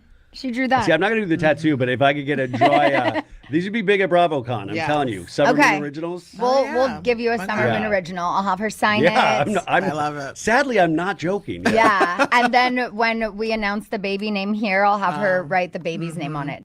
Oh my God! Wow! I explained to my daughter one day how blessed she was that she was blessed by Summer Moon. Yeah, and Adriana. So there's a lot going on with the Bravo fam this week, but I have to admit, I've never watched Miami. I know. For shame. I know. You guys, there are so many Housewives franchises. Ryan, you will learn once you have a kid, it's not as easy to watch so much TV. Yeah. You Don't watch say TV when the kid sleeps. What will your pod know, look I like? know. I'm like, it'll be a lot of sleepless nights because you only have time to watch TV after they're like in bed for the night. Yeah. When the first year they're still on 2-3 naps a day, that's great. But then once they start dropping the third nap, the second nap, and then they drop the nap Checking my altogether. blood pressure. I know, It's right? like The it's fear. greasy. Yeah, like, wait, what about TV? Yeah. So I'm in on Salt Lake and OC. I cannot do another right now until Beverly Hills. It's too many. I would make the argument for the audience, and no offense to Kiki, is that I cover OC religiously on the show. I wish I had covered Miami religiously on the show. I feel OC is pivoted where I'm like, if you're going to go that Katie storyline, stick with the Katie storyline. Like, them fumbling in the dark and Tamara quitting every episode isn't dynamic. But Miami to me is dynamic in a sense that reminds me of old school Housewives. Oh yeah. Okay. I'm enjoying it very much. Yeah, it's enjoyable. That's it. It's enjoyable. Yeah. That's what it. Okay, is Miami actually that enjoyable this season? Am I missing out? Dreadful says Miami sucks this season. I've watched previous seasons of Miami, but the last two, I just kind of gave up on. But then I saw this like Julia Adriana T. And then finally admitting to hooking up. And I'm like, okay, well, maybe we'll check this out.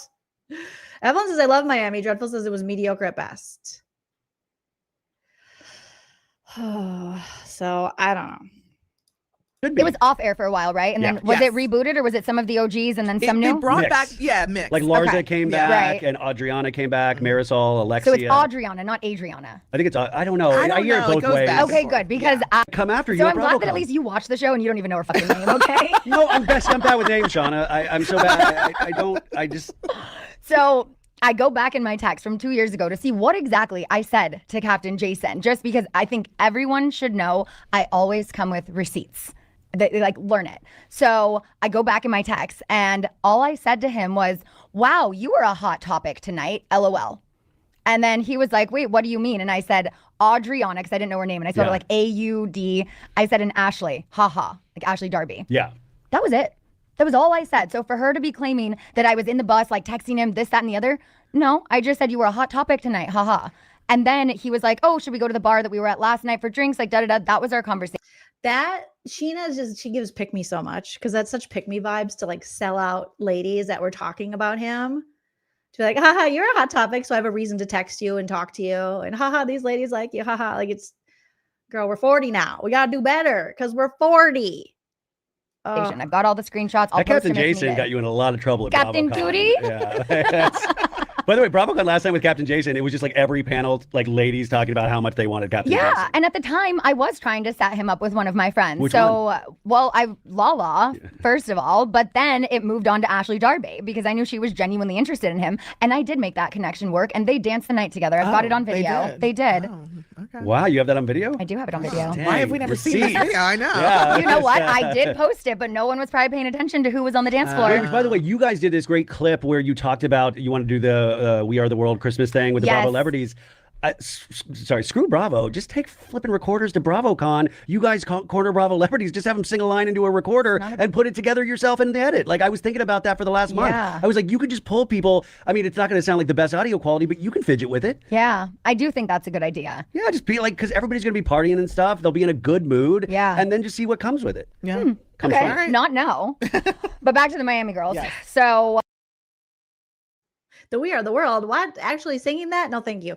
Oliver Bolivar, but thank you so much. It's so generous of you. Gifted 5 memberships to the channel. Congratulations to those of you who got a gifted membership. Make sure you thank Oliver Bolivar, but in the chat. Thank you so much. That was so sweet.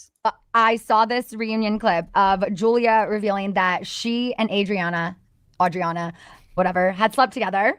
It's like some of these franchises are accused of not having real drama, but Miami, oh my gosh. So did this surprise you both as loyal viewers? Yeah, I did not think that was going to come out. Or did you know already? Well, see, I had guessed from there were like 6 things. My guess was that it was something like that, but that's just because if you would watch earlier seasons, they were like friends. Like, we're going to have friendship parties and we're the best friends. And so this season was Who would so you compare it drastically to? Like different. a me and Ariana back in the day? No, or like there's a sexuality with Julia that I think, and Adriana leads with that as well. And there's always been kind of rumors about Julia making out with this person or that person or whatever. Gotcha. So it didn't shock me. What shocked me was it was like the perfect edit coming out in the last 30 seconds of the episode. And the fact that it actually came out at all, like, it didn't surprise me it happened. It surprised me that it was revealed on a reunion and that everybody, including Andy, seemed genuinely surprised. Yeah. So for me, that's what I loved and was surprised with. Yeah. Have you gone back? Because they said they hooked up in the Hamptons. Have you gone back and watched the Hamptons? I remember that episode. I haven't gone back and watched, but yeah, that's definitely there. And then in this week's episode, in the preview, it says, Julie's like, and we also fooled around at the Versace mansion. So that's potentially more. And then Lisa Hochstein tells Adriana, were you guys scissoring? And she's using this like, Stop it. I swear to God, I swear to God. So like already that reunion was good. And then it just like amped up at the end completely. I can't wait Okay, to I need to watch just that in its entirety because I only saw a small clip. It's such a quick moment, that moment. Okay. Wow. So BravoCon's going to be very interesting. I would say so, for sure. Are you, when going into these things, and there's a lot of heat on you from various Bravo celebrities, what is your overall... I don't know. No, I might how not do you go. I'm just kidding. Oh, wow. It's like, no, you're going to go. No, I'm just kidding. I don't know. I'm just going to be prepared for whatever comes at me, you know? Fuck it. Yeah. Like, Scheana could not go. So the FOMO would kill her. She has to go. But do you see how she's kind of leaning into this? Like, I don't know. What's the plan here? Just have everybody hate you and ride with that? I don't know. I'm trying to figure out Scheana's. I've been so Big Brother minded for so long. I'm trying to figure out like what's Scheana doing here? Is this like her only way to stay relevant at this point? Why isn't she on the Valley? Because I feel like she would take that job in a second. What's going on? I've got receipts. I know my truth. But then they have the Watch What Happens Live or the Bravo shows, and they've already, Tamara teased the squash the beef thing. Do we know if that actually is going to happen? Because that seems obvious to me at this point. I don't know if they do squash the beef at every Watch What Happens Live. I don't remember how it was before. I think last time I did 2 nights. One was, I was the only non-housewife there. I felt very cool that night. I was looking. Okay, I feel like she's like, the more she talks, and it just took me a couple seconds, she's definitely auditioning to be on the Housewives. Like, she wants to graduate to be a real housewife.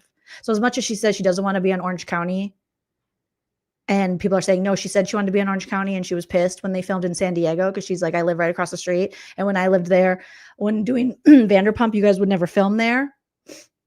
So it feels like she's just auditioning, right?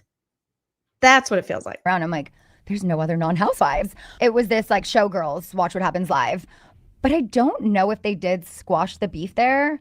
I don't know. I'm just going to be prepared for it at any moment in time because, I mean, these Bravo checks are, unpredictable. Did you say Bravo? And also, Scheana's not going to be able to hang. Like, there's no way the Scheana I know from Vanderpump is going to be able to go toe to toe being dragged by these housewives or shading these housewives for the most part. Maybe the ones that are just awful at reading people down or dragging people. But Sheena's not known for being, you know, quick-witted and good when it comes to fighting on the show with her cast members. If anything, it's more seen as cringe. Right? Cammie says she wants to be on Beverly Hills. Witness says, could Scheana get Kyle to fall in love with her? Oh my gosh. Probably. Why not? Kyle is still with, what's her name? Morgan. She is still going to Morgan's shows and looking more in love than ever. Allegedly. Getting snapped by the paparazzi. So, yeah, Scheana and Vicky going toes. Can she go toes? Like Lala says, she can go toes. Oh, Nene would. Nene's on a whole other level. She could never handle a housewife like Nene. No way. Nene's too quick. She's too good. I could see maybe some of the OC ladies, but even Beverly Hills, I don't think she could hang. And Beverly Hills isn't great with reading each other. I mean, they're okay. Steffi, thank you so much for becoming a member. Steffi640, good to see you. Thank you for becoming a member of the channel.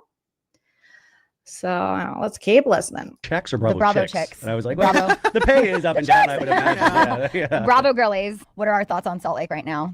The Lisa Barlow of it all. We've got to. I love it. I mean, I was surprised that the audience seems to be turning against Lisa because I thought for sure she was a fan favorite, but they seem to be backing up Bronwyn. So I'm interested to see if the tides turn because, you know, they're going to start coming for Bronwyn soon and pulling out the receipts on her. Because Bronwyn has things in her past that come out. Right. You know, anybody on these shows have things in their past. Like everybody's ignorant if you don't think they do. But I thought, it was completely, when Bronwyn is able to argue clearly, Lisa just goes for like dick sucker and you're a pig. So it works. I'm saying you can't have one without the other. And this was my point about OC as well, is that if you have Tamra be the Lisa Barlow character, you need a Bronwyn type to come at Tamra. And none of those ladies, even if they are able to, seem exhausted by Tamra. So they are not willing to step up and play the Bronwyn role. So Tamra is left unchecked. And it really is a very taxing experience to watch. I'm not, there's no offense to Tamra because it's not her. She's always been like this.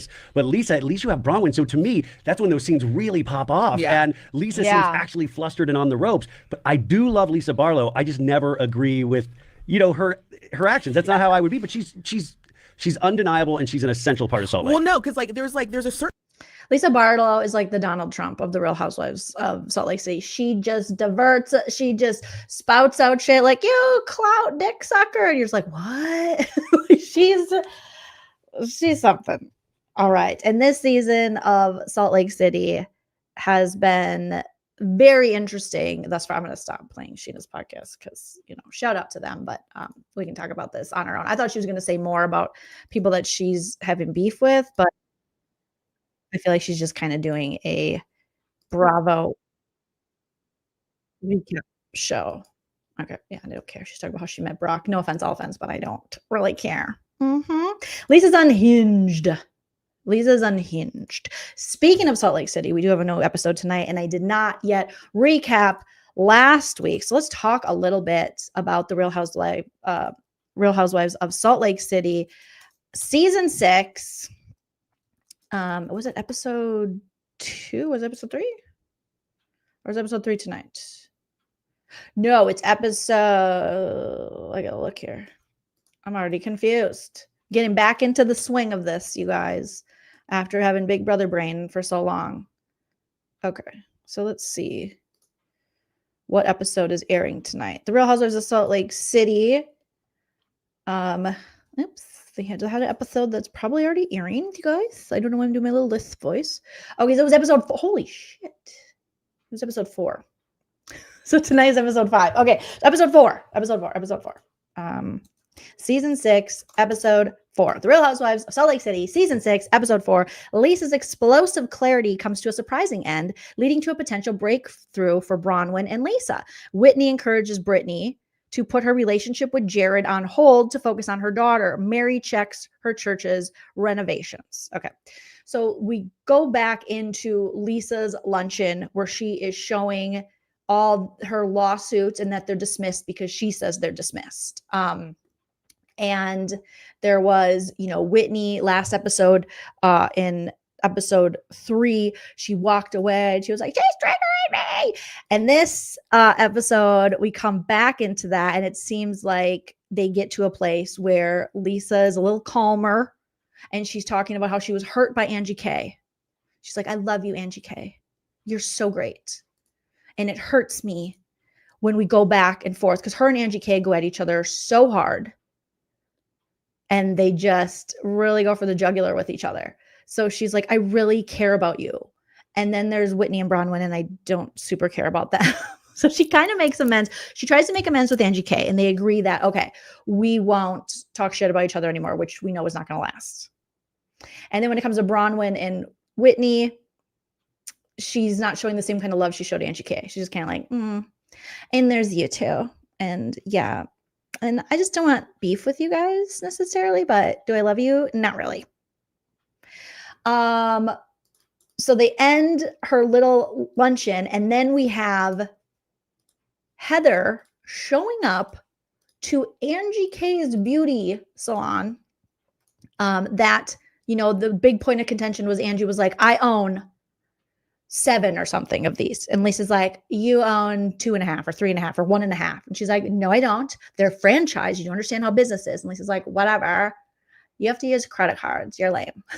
So Heather comes in to Angie K's salon, and Angie has to renew her cosmetology license. So she has to practice perms. So she's practicing rolling perm curlers into Heather's hair, but she's not really going to put the solution on, because anyone who had a perm lived through the 80s, lived through the 90s, all too well, you can smell it. You can smell the rotten egg coming from Heather's head if she actually put the solution on. Those of us who had perms or spiral perms like I did every year, you remember that, smelling that feeling. And it might take you back to a place of nice memories, or it might take you back to a place where your head smelled like a rotten egg for days on end, because like the great Elle Woods from Legally Blonde said, you cannot put water on your perm for a little bit after getting the perm, or it will deactivate the sodium chloride clibutamichu chemical that needs to be released and that curls your hair. But I remember going to school and people being like, your head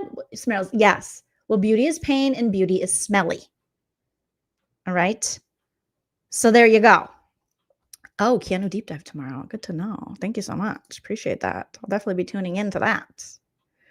Archer says, you like the smell of the perm? Oh my goodness. I never did. I'm surprised we all survived it. It was so potent. It almost choked you. Like even remembering it chokes me. It's crazy. So while she's doing this, she's like, oh, I got a text message from the Lisa Barlow. She tells the story about Lisa Barlow sending her assistant to Angie K's salon. Angie K was like, I was like, who is this cutie? And she's like, hi, I work for Lisa, and I need you to give me all of the Wolf and Wiggles product, whatever that product is. It's like men's grooming product that her son and her went into business for a couple years ago. And Lisa Barlow sends her assistant, this young woman, and to get the product back, because Angie has been selling it or holding it because no one's buying it, according to Angie K, at her salon. Now, mind you, Lisa just made up with Angie K, and yet she's still pissed. She's like, oh, but I did talk shit about your business, but you talk shit about my business with my son, so we're going to take it back. So she wants the product back. So Lisa's got to haul ass downstairs to the storage to go find the product, which has dust on it because apparently it's not selling. She blows the dust off, puts what she has in a container, and gives it to her. And then Lisa Barlow sends her a text saying, I sent you $600 for the product. So basically, I don't want you selling or not selling or holding this product of mine at your salon anymore. And she then finds a way to shade her and says, I can send my cleaners to help you too. So she sent her $600 Venmo and her cleaners because it's so dusty, which leads to Lisa and Angie K going back and forth. Angie K then says, you should probably have sent the $600 to the other people that are claiming you owe them money.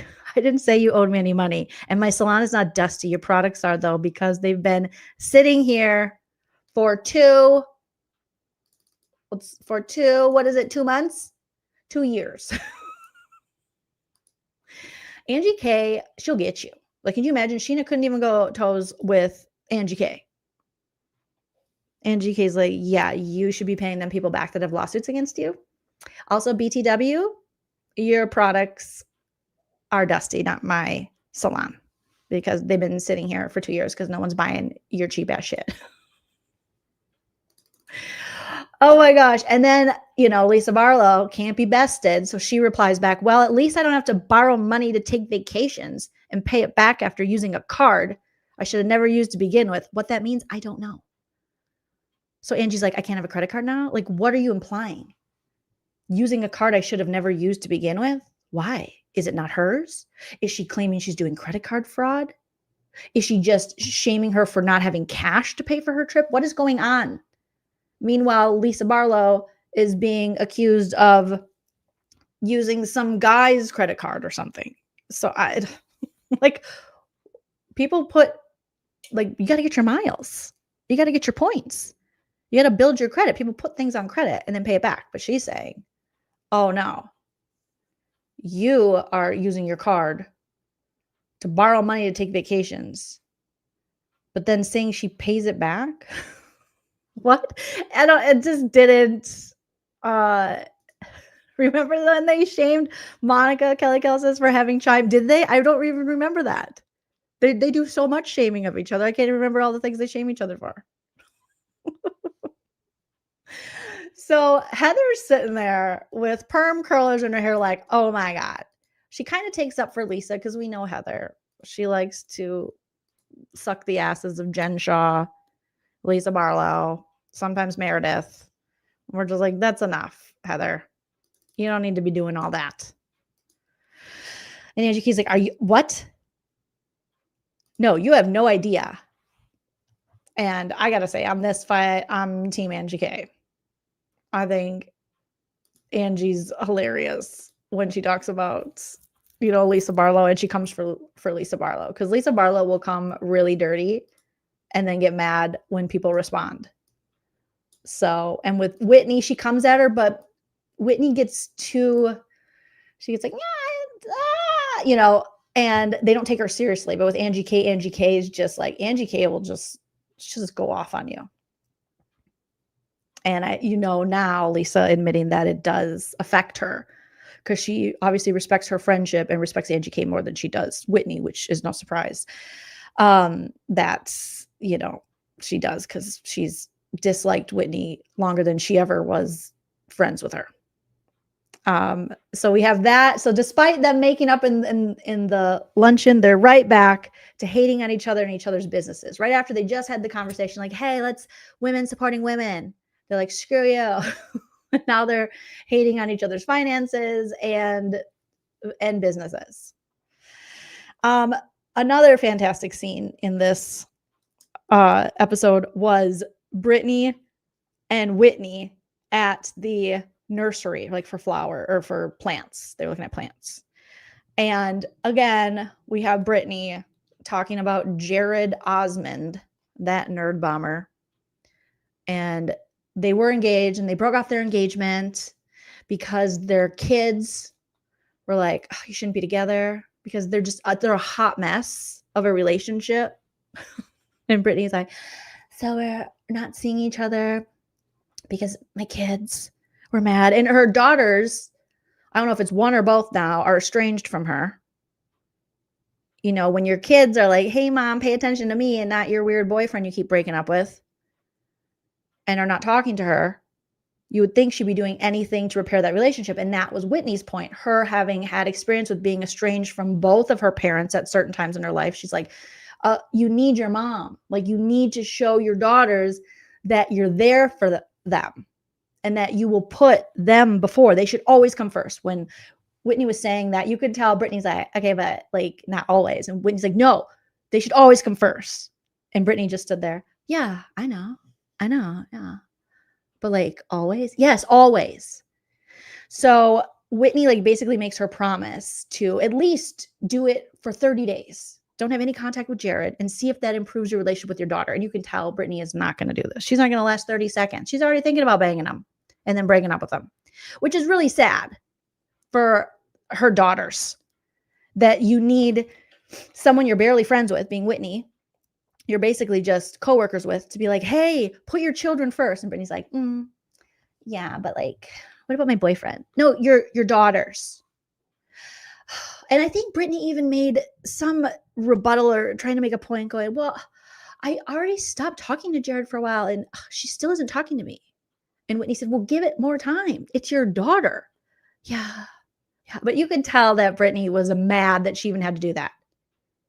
Because Whitney said, well, don't you love your daughters more? I mean, aren't they more important? And she goes, oh, yeah, obviously.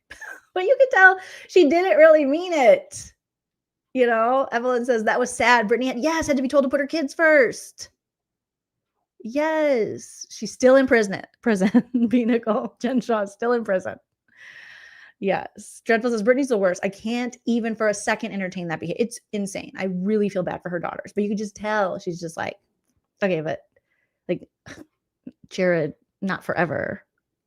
Yeah. Put your kids first. Seriously. So that scene was just ridiculous, with Whitney having to explain to Brittany, here's what a good mom does who wants a relationship with her estranged children. Oh my goodness. Like, your relationship with Jared is a joke. It's toxic. You should be able to throw that shit away for your daughters. But here we are. Then we have another horrible mother situation. Muzzy, Bronwyn's mom, I think I might like hate her. Like, I really dislike this woman. She's awful. As Bronwyn's having yet another conversation, we're learning so much about Bronwyn, and explains kind of why she is how she is, and just having this terrible mom, like a horrible mom. Her mom sucks. And she's opening up about, her being a teen mom and her parents, wanting her to give up the baby, how it brought shame to them because her dad was like a counter, I don't even know what it's called, something in the Mormon church. And so now Bronwyn has her daughter, her adult daughter, living with her and her boyfriend. And Muzzy's just misjudgment, and someone with those eyebrows, you would think she wouldn't be so judgy because her eyebrows are doing this. It's kind of like Erin from BB-15. Like, even her eyebrows are trying to escape her face. They're like, nope, this is wrong. We hate this. You're being mean to your own daughter. And Bronwyn seems to really want her mom's approval. And the stuff her mom is saying about, acting like she was a better parent than Bronwyn. Bronwyn's like, well, I feel like my daughter, I want her to be open and honest with me. I don't want her to feel shame, kind of like she felt shame. And Muzzy's just like, oh no, I never thought you'd do anything like that. I never thought you'd drink, smoke, or have intercourse. So once you did that, just horrible. And Bronwyn's like, okay. She's like, I want you, Mom, to like tell me you love me and that you're proud of me. And, I wish you would tell me those things. And her mom makes the excuse, well, I never wanted you to have too big of an ego because of it. What?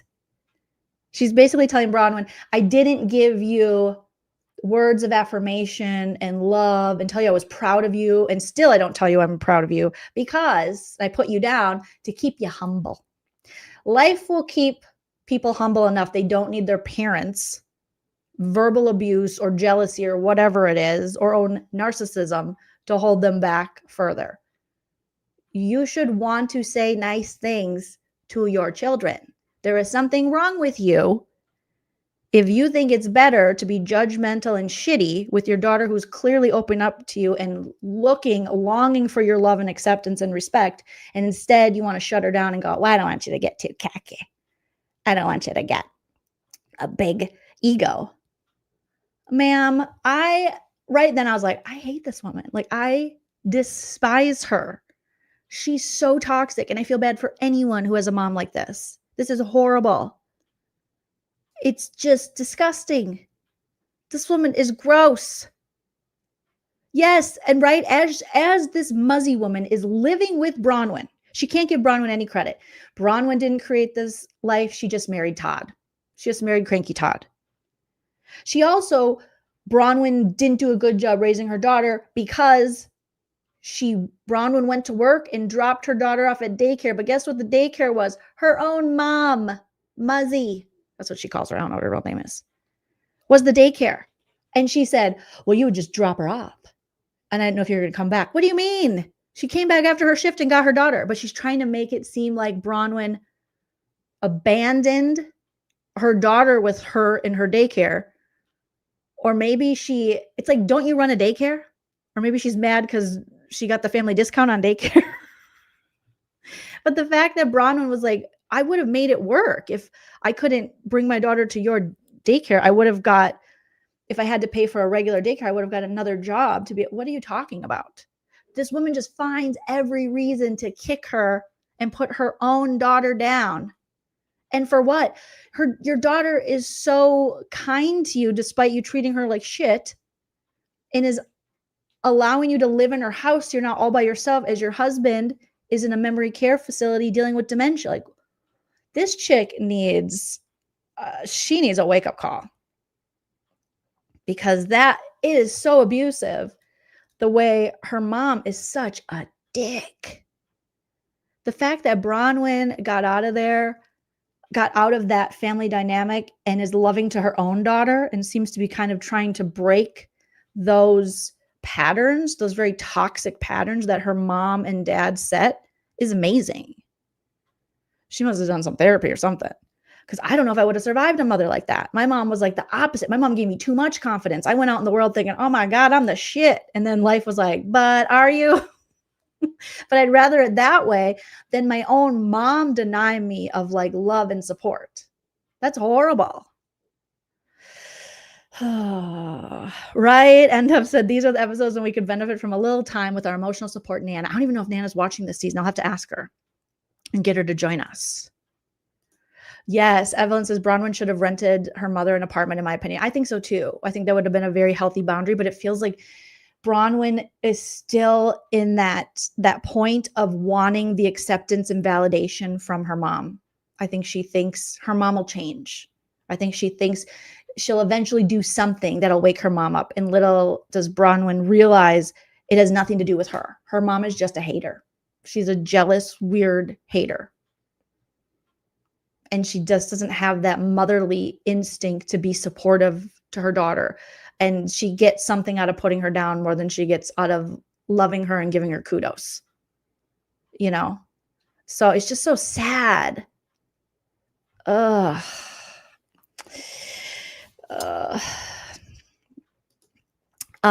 Amy says, oh, big Joleen mom said, I'm the shit. And now you're out here convincing us all. That's how it should be. Delusional confidence because you're loved, right?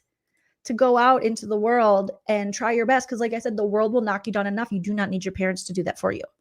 That is not a valuable lesson they're teaching you. By not saying they love you and they're proud of you. And by putting you down. Your biggest bully, your biggest villain, your biggest adversary in life shouldn't be one of your parents. Unfortunately, that's the case a lot of the time, but it shouldn't be that way. Like, that's horrible because that just, it brings so much trauma, what it does to someone. So, good thing is Bronwyn seems to be breaking that cycle, but, obviously she's still searching for that acceptance from a woman who just is never going to give her that. But it is nice to see her being this like vulnerable and real, because I'm sure a lot of people unfortunately can relate to having a relationship with a toxic parent like this. Because watching enough Housewives and Bravo television, I've seen the worst of the worst. Some of these parents, they are horrendous. Some of these housewives have the worst mothers and fathers I've ever seen in my life. Just like, it's amazing they got out. Let me see if I can find a picture of her talking to her mom. But I think in tonight's episode, she might still be talking about this. Because this is a major part of Bronwyn's storyline, which is, what a lot of people experience is as you get older, you then sometimes become the caretaker for, your parents. And not always do you have the best relationship with them. And this is what Bronwyn's doing, is she's at that point in her life where she feels like a caretaker and she's really trying with her mom. But her mom is just a complete dickhead. Oh my goodness.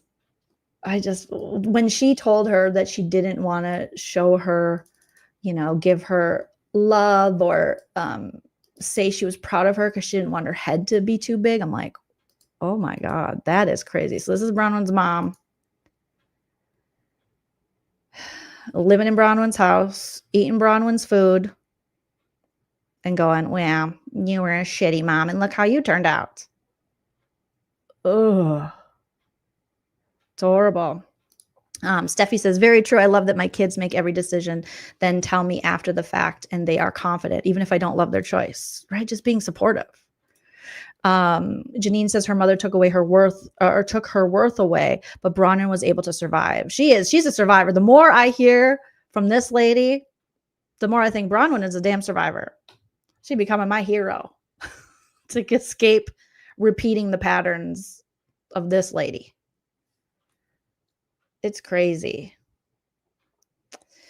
Yeah, you watch Housewives End Up says to remind myself how good I actually have it. No pity parties.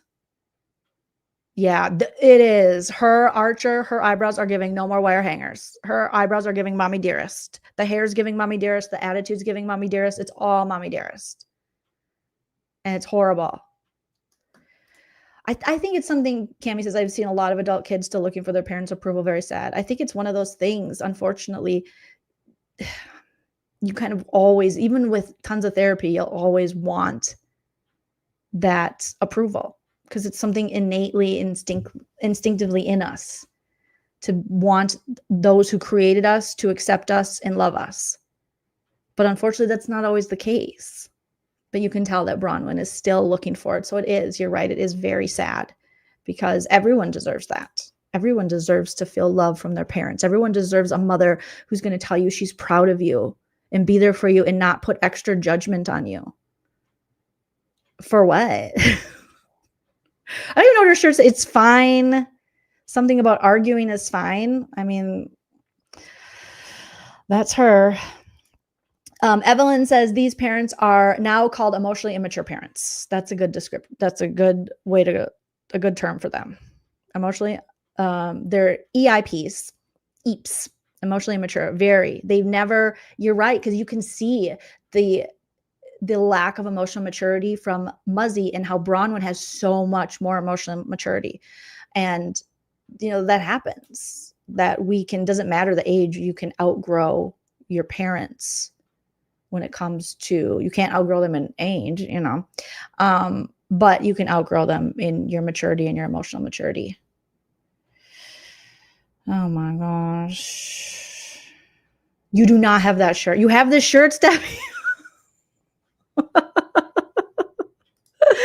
Yes, not all parents deserve children. Just because you can become a mom doesn't mean you are a mom. Same with being a dad. Mm-hmm. I can't believe you had that shirt. You don't have to burn it. You bring goodness, good vibes back to the t-shirt. But that scene between her and her mom, every scene between her and her mom is just devastating.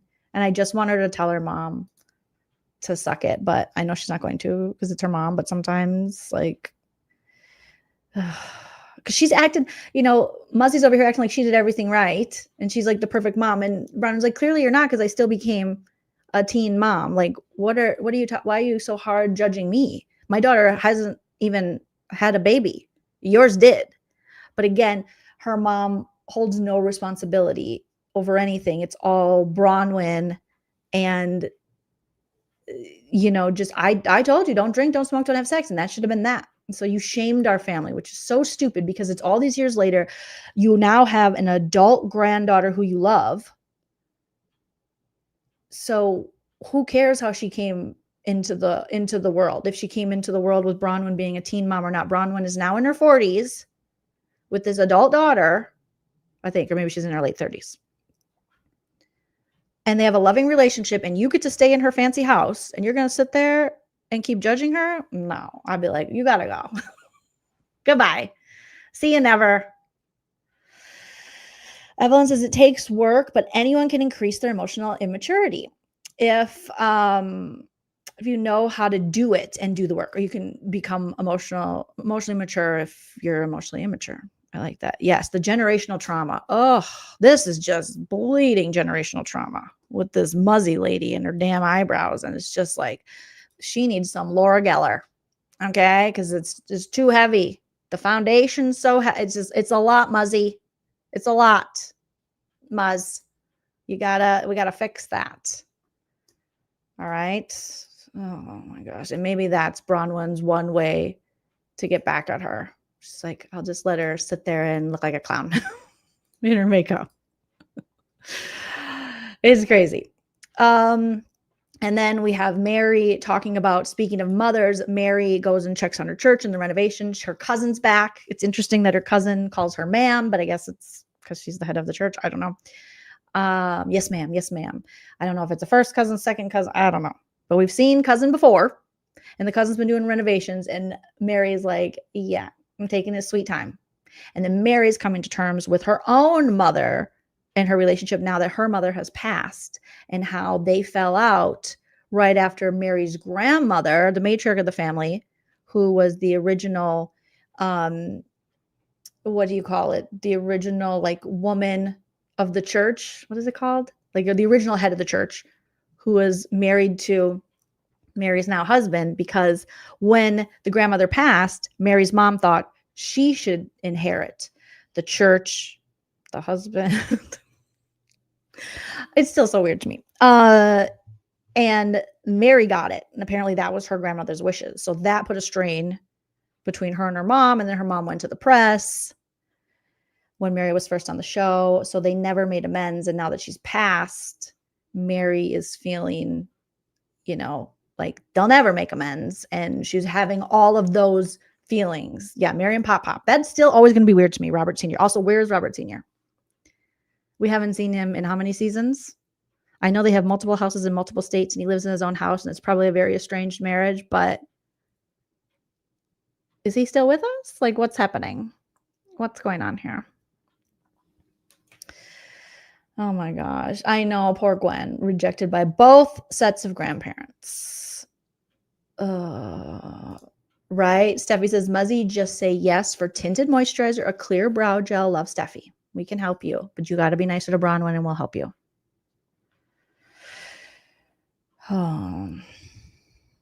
Yeah, if she does have social media, don't send her nothing. Just, I don't think anyone here would, but I'm sure people would send her hate. This show is plagued, Cindy, with religious trauma. The Salt Lake City housewives, they're always, that is at the forefront of this franchise, is their relationships with their said organized religion and their church and the trauma they have from that. So much. Oh, he's under one of the pews. Robert Sr. Oh my gosh. Yes. So it was a lot of mommy issues, obviously. You have Bronwyn and her mom, you have Mary and her mom, and then you have Brittany needing to be told how to be a mom to her estranged daughters. It's a lot. It's a lot. But the new episode is airing soon in my neck of the woods. It might have already aired in your neck of the woods, and I will recap that as soon as I watch it. That's what makes it unique, different from other Housewives series. You're right on the side with TLC, and I like it for that reason. I do like Salt Lake City for many reasons. There's just something. I like the way it's edited. I like the backdrop of Salt Lake City in the winter. The women actually knowing each other for long periods of time helps their relationships, and sometimes, and struggles within their relationships with each other and their families and their religion is very interesting. So this season so far, tonight will be episode 5. And right, let me just double check. Episode 5. Yes. And the preview, the overview, if you haven't watched it, is Whitney treats her friends to a wine tasting with psychic readings. Bronwyn gets insight on her relationship with her mother. Oh, so she's going to be talking to the psychics about it. Lisa is challenged to face some hard truths about her marriage. Ugh. Meredith confronts Lisa for spreading rumors about her. Tonight on The Real Housewives of Salt Lake City. Well, you guys have been wonderful, beautiful pumpkin spice babies, and I appreciate each and every one of you being here for this live and contributing to the live chat. And if you're on the replay crew, don't forget, first of all, hey, replay crew, don't forget to put your disco ball emoji in the comment section so I know that you're on the replay crew. And sound off all your hopes, thoughts, dreams, and opinions. Shout out to all my super chatters today. Indiana Girl Jules, thank you for being a member for 52 months. D. Klauser, thank you. Lady Jane, Evelyn, David Cushmore, Mac, Oliver Bolivar, Steffi 640. Thank you guys so much, and thank all of you in the live chat for being here, participating, and making me laugh.